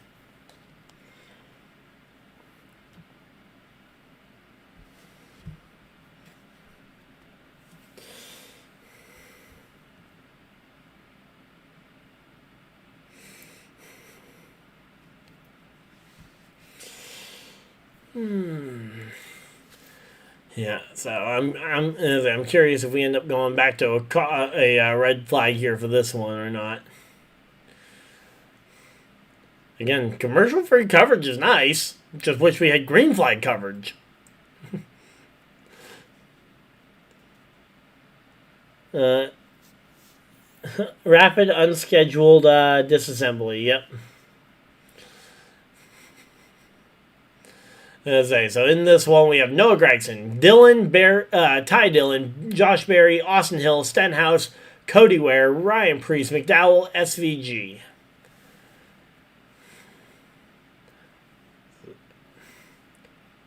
So, yep, that is a fairly sizable list for a non-super speedway crash.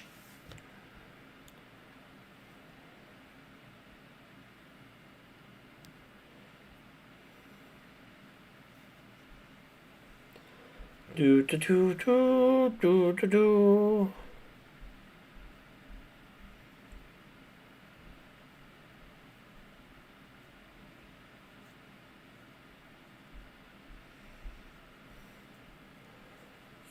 so again, Suarez out in front of the field, Byron to second, Hamlin third, Larson fourth. Hocevar rounding out your top 5 right now. So this race has been a bit of a cluster here, and I'm kind of curious to see, again, if they leave it yellow, how long they're going to leave it yellow for versus going to a red flag at some point to try and nurse this one along.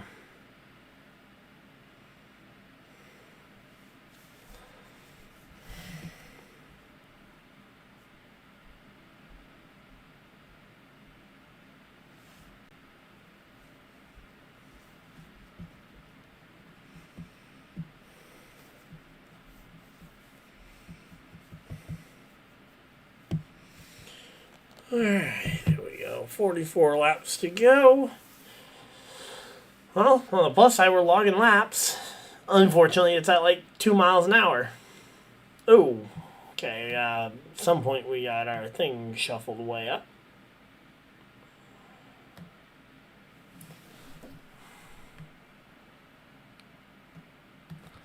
Alright, let's see if that's lined up properly. Good enough. When are you going to be streaming at the... when are you going to be streaming the dirt track? So I wasn't able to get up there last week for opening day. My brother-in-law's food truck down in Lewiston was had their grand opening. Okay. Yeah, I was just answering that question. But yeah, I'm hoping to get up there. Won't be this week because I'm gonna be down. I'm gonna be driving down to Pocono this week. So hopefully 2 weeks from so Father's Day weekend, I'm hoping to maybe be able to get up there for some dirt racing.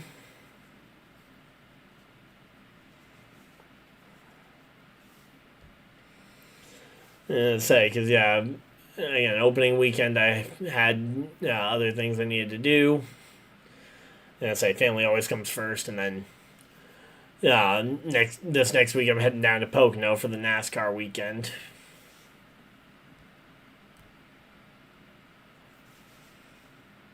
So.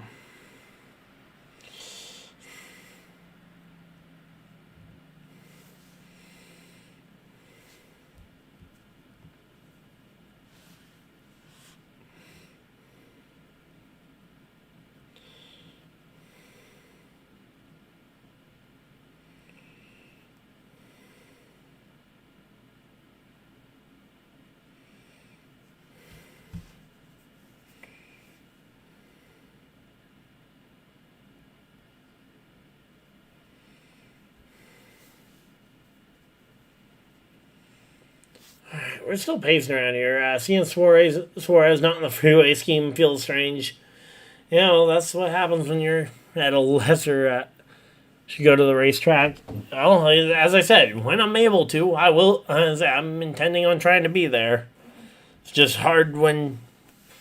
Yeah, again, I always put family first. Yeah, my brother-in-law's food truck grand opening was.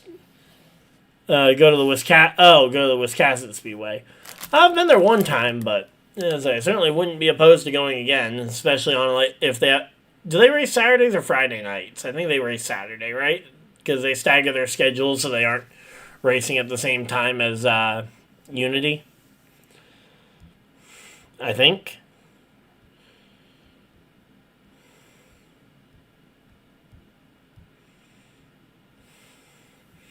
But yeah, if they do Saturdays, yeah, I could absolutely try and get down there after work one day.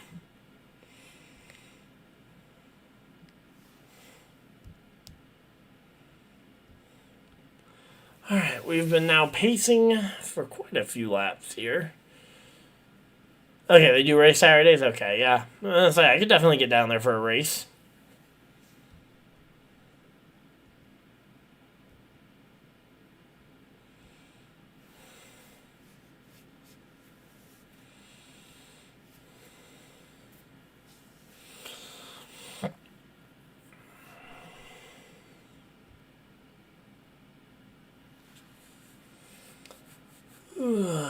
But yeah, right now we're just kind of waiting to see how far we're going to go before we go back green flag racing.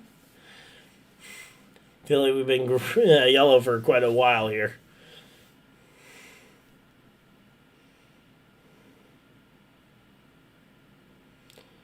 I should suggest a pro stock 100 Dutch in 3 to 4 weeks. Okay, well, as I said, it definitely Yeah, it definitely won't be this week because, as I said, I'm going to be in Pocono for both the O'Reilly and the Cup race.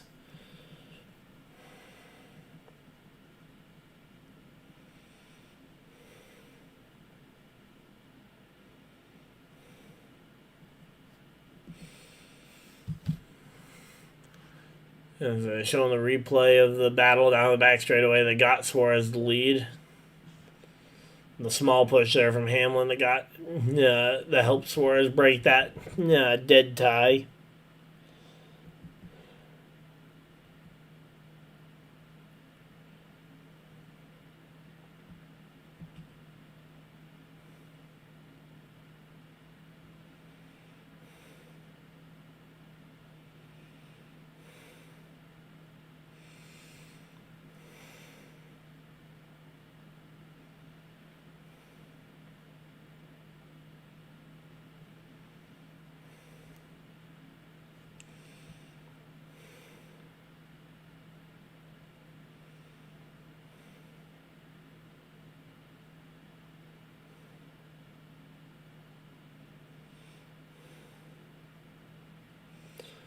Alright, here we go. Choose cone time. That means we should be going green in one lap. Fooled you with the replay, yep. Well, it's easy to fool people when you've been at a yellow flag for like 10 laps.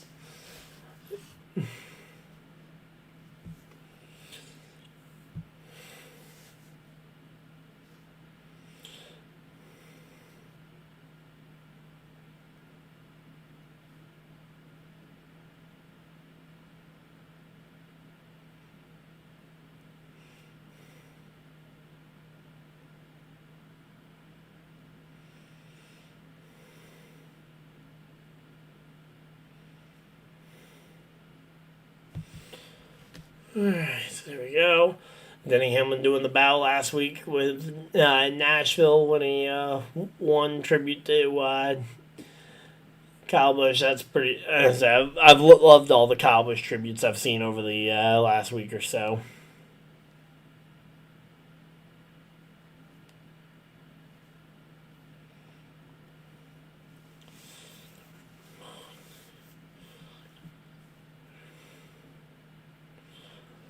Alright, we should be getting back racing here shortly.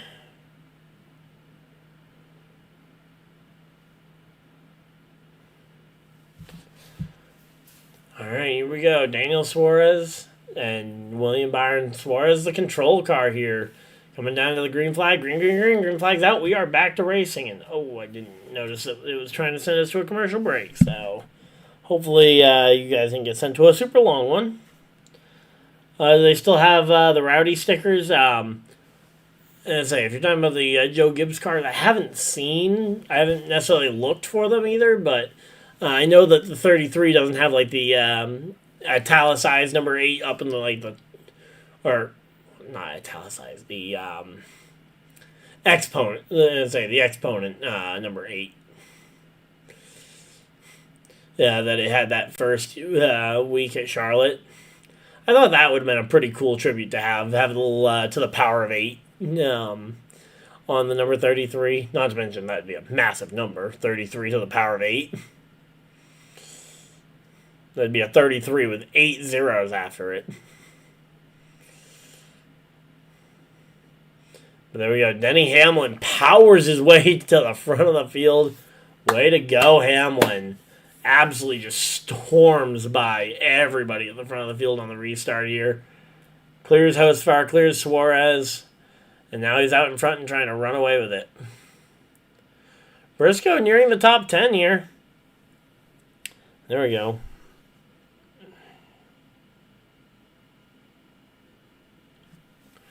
And say, I've been waiting for Briscoe to turn it on here and really show up.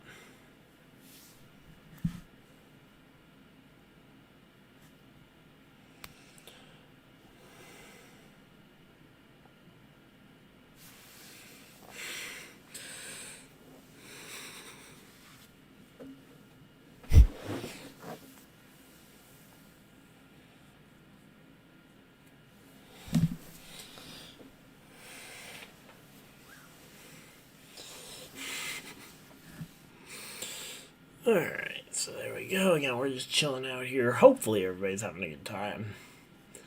Hocevar on the outside of Bubba Wallace, the two of them battling it out currently for the third position. Ooh!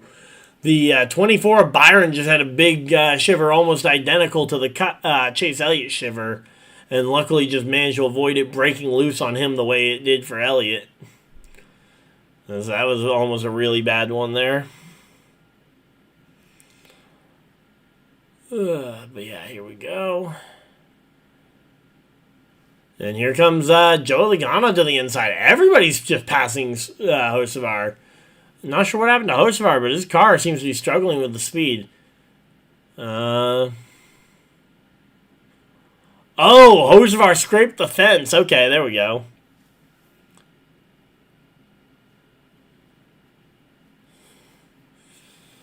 But yeah, there we go. 35 to go here. Yeah, I just saw the replay of him getting up into the fence there. I'd missed it, but initially, but yeah, that explains why he was dropping back a bit there.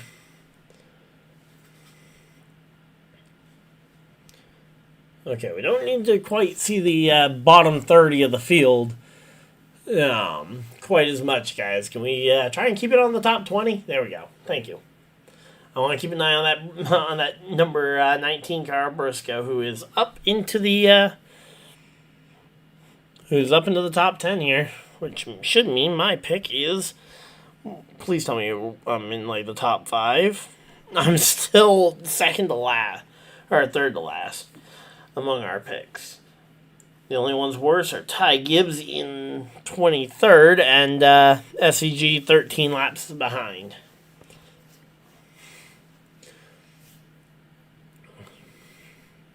Here comes Briscoe up the inside on Kyle Larson. The two of them dueling it out for the, 10th place there? Yep, Larson drops to 10th. Alright, well, we've been live for nearly 4 hours here, and we've been racing for about 3 of those. Again, Hamlin trying to run away from the entire field. Suarez, Bubba Wallace duking it out. A little bit. No, I guess they weren't duking it out. It just showed that they were literally like right on top of each other time-wise. Now it's showing about a half second off. So, and the camera just panned to them, and they're separated by about 4 or 5 car lengths. So, yeah, they're just pacing around here at the front of the field. Bubba Wallace is trying to run him down. Hocevar still has the fastest lap of the day. He did it. He improved his best lap a little bit. Not sure if he would have needed to maintain the best lap of the day. I think he would have needed to, but here we go. We are making our way through this one. It has been a long race.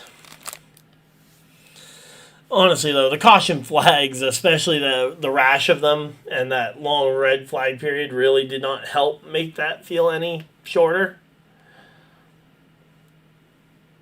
Can't remember a wreckfest like this on a 2-mile track. Problem is, we don't have very many 2-mile tracks, so obviously there's a lot less races like that to remember. Because, I mean, there's only ever been really 3 of them on the schedule, 2 at Michigan and 1 at Auto Club per year. And yeah, I can't name an overly wrecky Michigan race. I mean, case in point, we broke the record for cautions in a single Michigan race. Yeah, it was previously at 10. We're now at 11. So, yeah, there haven't been that many kind of crash-filled Michigan races.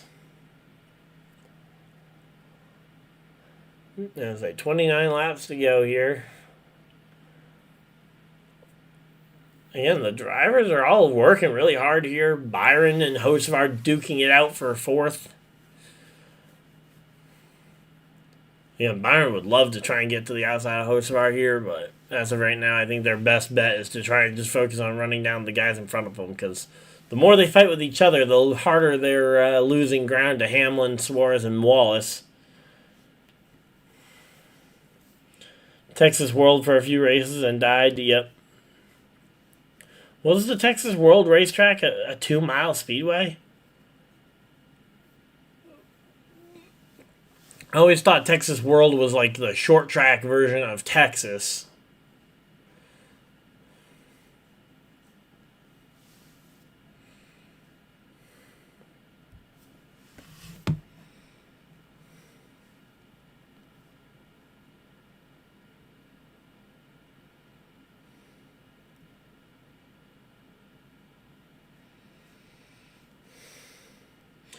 Okay, it was 2 miles. Okay.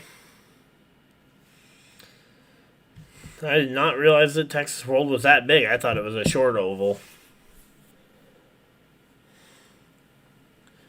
I feel like Texas should be the one state that gets that has the biggest super speedway. Like, could you imagine if they went and turned Texas Motor Speedway into a 3-mile 3-mile oval, try and just dwarf Talladega? NASCAR won't do that because they don't want to hurt the branding of Talladega being the big one. But that would be hilarious if Texas went and ended up having the biggest speedway. Yep, you learn something new every day.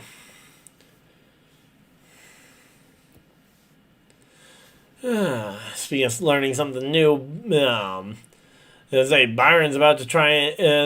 Byron just learned how to get passed by both Logano and Jones over the last 2-3 laps. So hopefully he can unlearn that and learn how to pass them back. But as of right now, Eric Jones looks to be coming here. Logano's moved his way up into the top 5. I know, that's what I'm saying. Everything, it would make so much sense for Texas to have the biggest super speedway, but NASCAR does not want to hurt Talladega's branding of the big one.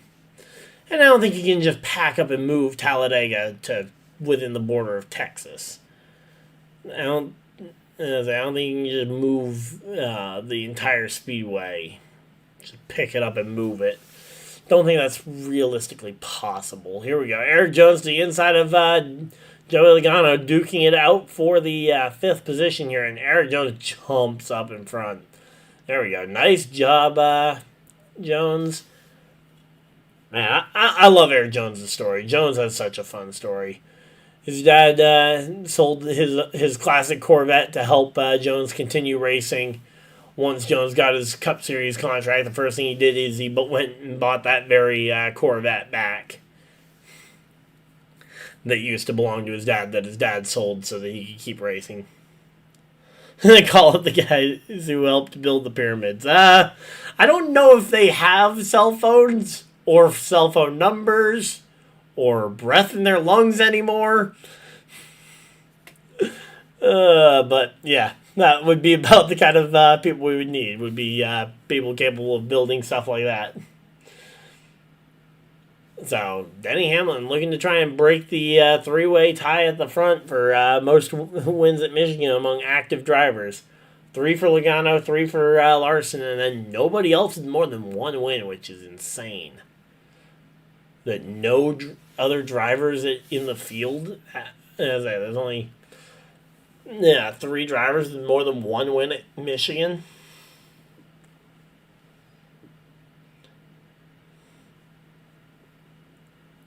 Saying Kyle Larson got all his Michigan wins literally in about a 1-year span. 2016 fall race. 2017 summer race and 2017 fall race. Back to back to back. And in the middle there, he also went and got the win at Auto Club, which is how he got the nickname 2 Mile Kyle. Which I still think is an awesome nickname for Kyle Larson.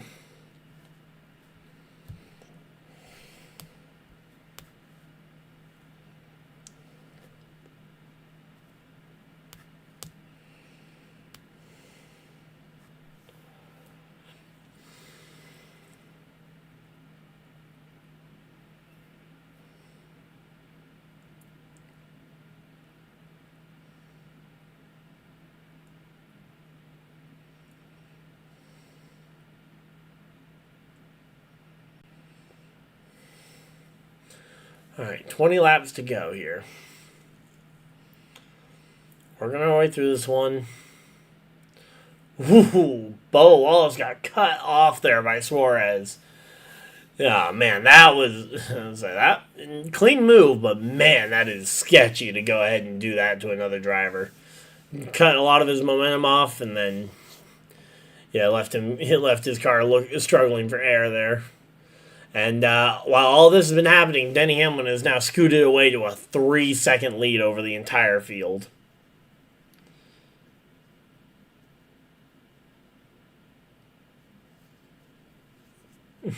I wonder where his speed at the 2-mile tracks went after CGR. No idea, but yeah, that was a very strange time. Just zipping through, and then just all of a sudden, nothing. Briscoe's still chilling in 11th. Come on, Briscoe. Let's get by Busher at least. I know that's another person on Race Picks.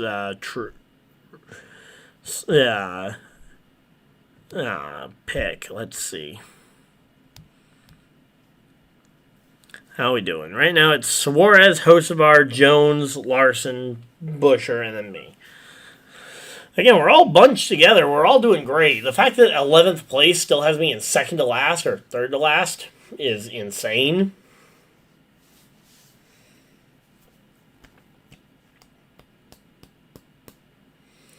Man, we're either really good at picking or we're getting really lucky. But 18 laps to go, still plenty of time for something to happen. But God, man, Denny Hamlin, a 4.5-second lead. Come on, man. You don't have to show off too much. Again, expected fuel mileage. I hadn't actually thought about that. Can they go all the way on fuel? That's something to be curious about here. Again, I think they'll get there, but there we go. Man, Bubba Wallace finally gets around Daniel Suarez and can start trying to reel in his boss. 3 of your 4 picks DNF'd. Yeah, well, as I picks from the guys on the Lap Down podcast, we went Suarez in 3rd, Hocevar in 4th, Harry Jones in 5th, Larson in 8th, Busher in 10th, Briscoe in 11th, Gibbs in 24th, and then SVG out 30 laps ago in 29th.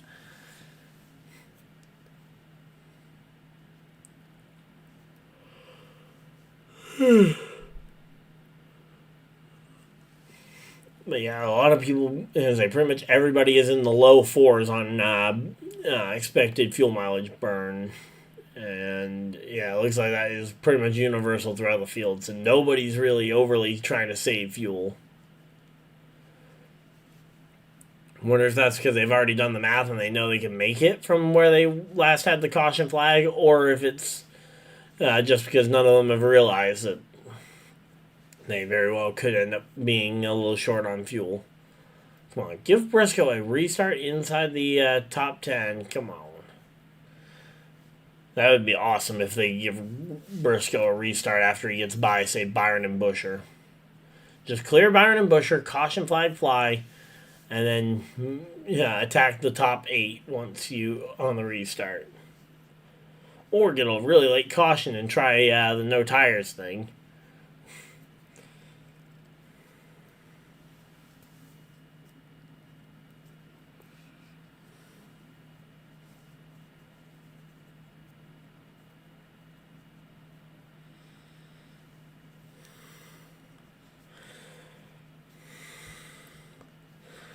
Yeah, okay, come on. Of course, I'm still watching. Don't ask again for this app. There we go. Just because the race has gone on over 4 hours does not mean I have stopped watching. Alright, so there we go. Again, Bubba Wallace 7 seconds off of Hamlin. Hamlin is annihilating this field. Again, 13 to go. They're cruising here, but here comes Hocevar. Hocevar with a head of steam here.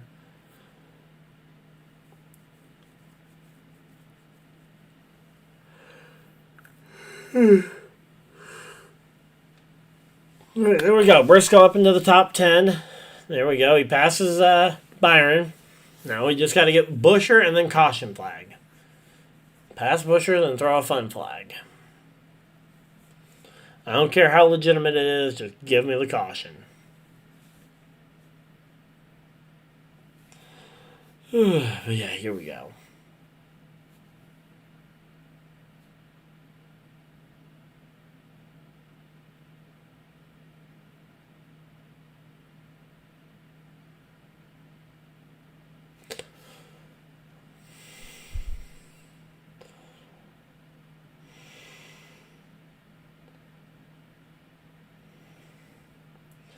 Haley may get a top 20. Hey, that'd be pretty cool if JJ Haley got a top 20 here. So the amount of guys out of the race, that wouldn't surprise me if people were able to get results that they probably otherwise wouldn't. Austin Hill, despite being in that big one, is still currently managing 20th. Yeah, and then Yaley and Gillen, the only other guys on the lead lap. 22 cars left on the lead lap. Most of the rest are out of the race. And there goes Hocevar clearing Bubba Wallace, but 8.3 seconds back. He's not catching him without a caution. Without a caution, this is Denny Hamlin's race to lose. But Briscoe up into the top 10. I will absolutely take what I can get here. I would love to see one more caution, though. Bunch this thing back together one more time. Let's see Briscoe gain some spots. Let's see Hamlin versus Hocevar. Battle of the H's to try and go for it. Normally it's the Battle of the B's between, well, used to be Busch, Bowman, Byron, Bubba, Barry, Briscoe, Blaney, the Killer Bees. And Bile Barson, apparently. Every once in a while would join in for the Battle of the Bees. No idea who that driver could possibly be.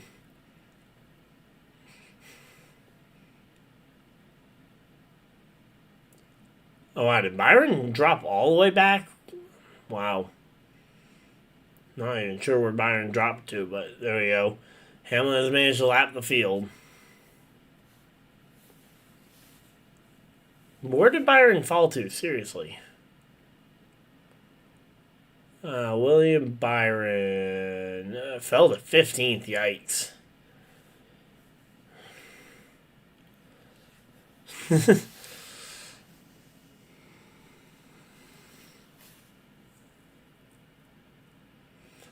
Here we go. Here comes Kyle Larson. Absolutely no relation to Bile Barson, who competes with the Killer Bees from time to time. I guess I would say, what would that make him this time? Heil Harfson? But there we go. Oh, Larson barely cleared himself in front of Suarez there for 5th. Nearly got himself wrecked trying to do that.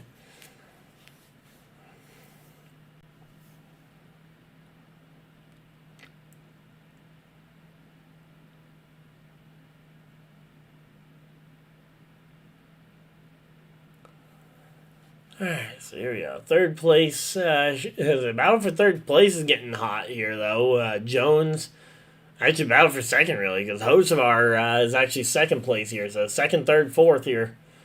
Getting a little bit closer here while Hamlin continues to scoot away with a 9.5 second lead here. Denny Hamlin absolutely capitalizing on Reddick's misfortune here. Reddick crashes and has a bad day. Denny Hamlin with an absolute steamer of a performance here. And somehow I'm still third on the points sheet, despite having almost all the bonus points I could possibly ask for. Oh, wait, no, I only have 2 right on the bottom. Oh, yeah, because I took Ty Gibbs over Buscher. I would need Buscher to crash. No, I'm not getting that one right. And then the other one I have right for the current moment. Yeah, Elliott 32nd is not helping my points day much. Oh, no, that's my mom's fix.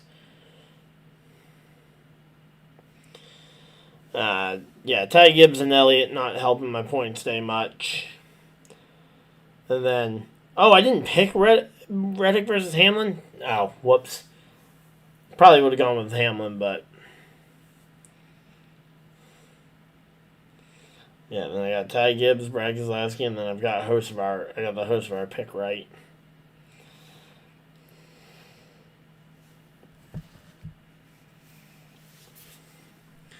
All right, 4 laps to go. Denny Hamlin with a 10-second lead. If we get a caution now, it would absolutely be a fluke, and Hamlin will end up losing this race probably. But yeah, 11 cautions for a potential 11-car win. That's very possible.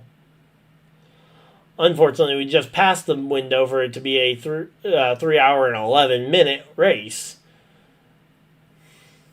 And I don't think we're going to go long enough for it to cycle back around for a 4-hour and 11-minute race.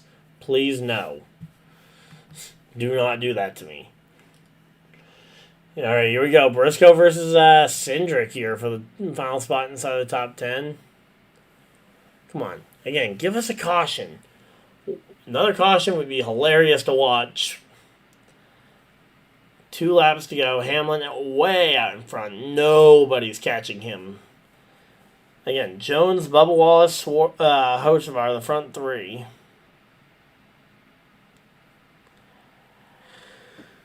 And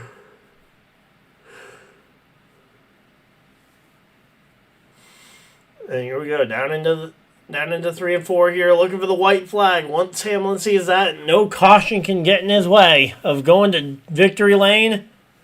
White flag, 1 to go. Denny Hamlin over 10 seconds ahead of the field. And this one is going to be massive here for the point swing. Denny Hamlin, he's been trailing Reddick for a decent chunk of this season.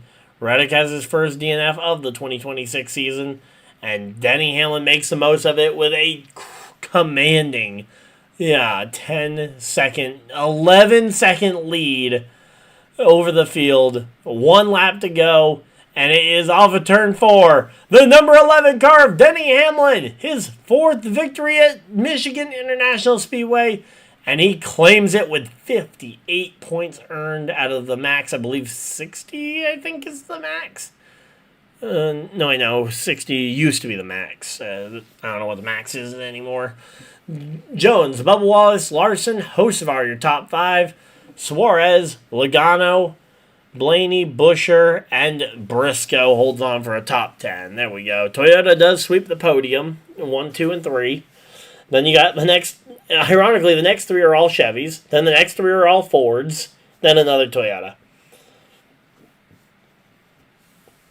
And that's a pretty fitting one. But yeah, as I always say, if you guys just come for the race reactions, that is the race. That was an incredible driving job by Denny Hamlin, just absolutely smoking the field. Once we finally got back racing after that rash of cautions in stage 3. 54 laps of caution. We ran a quarter of this race under the caution flag, and here they go. The 18 Kyle Busch tribute flag.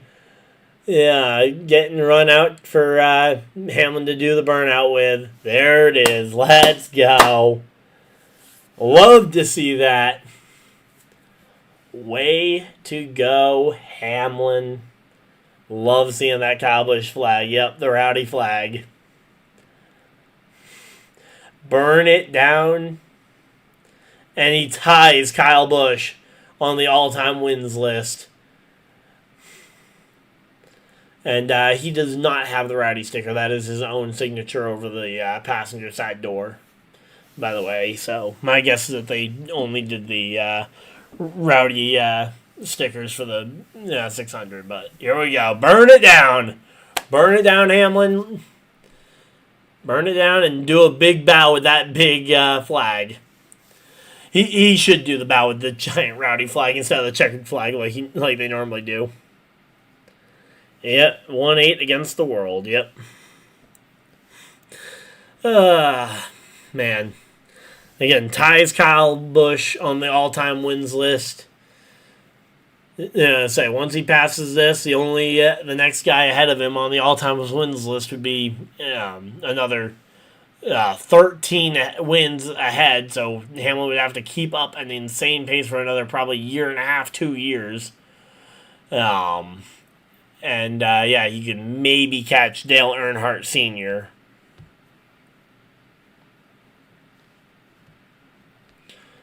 But, great job there, Denny Hamlin. And as per usual, we will go through the full finishing order.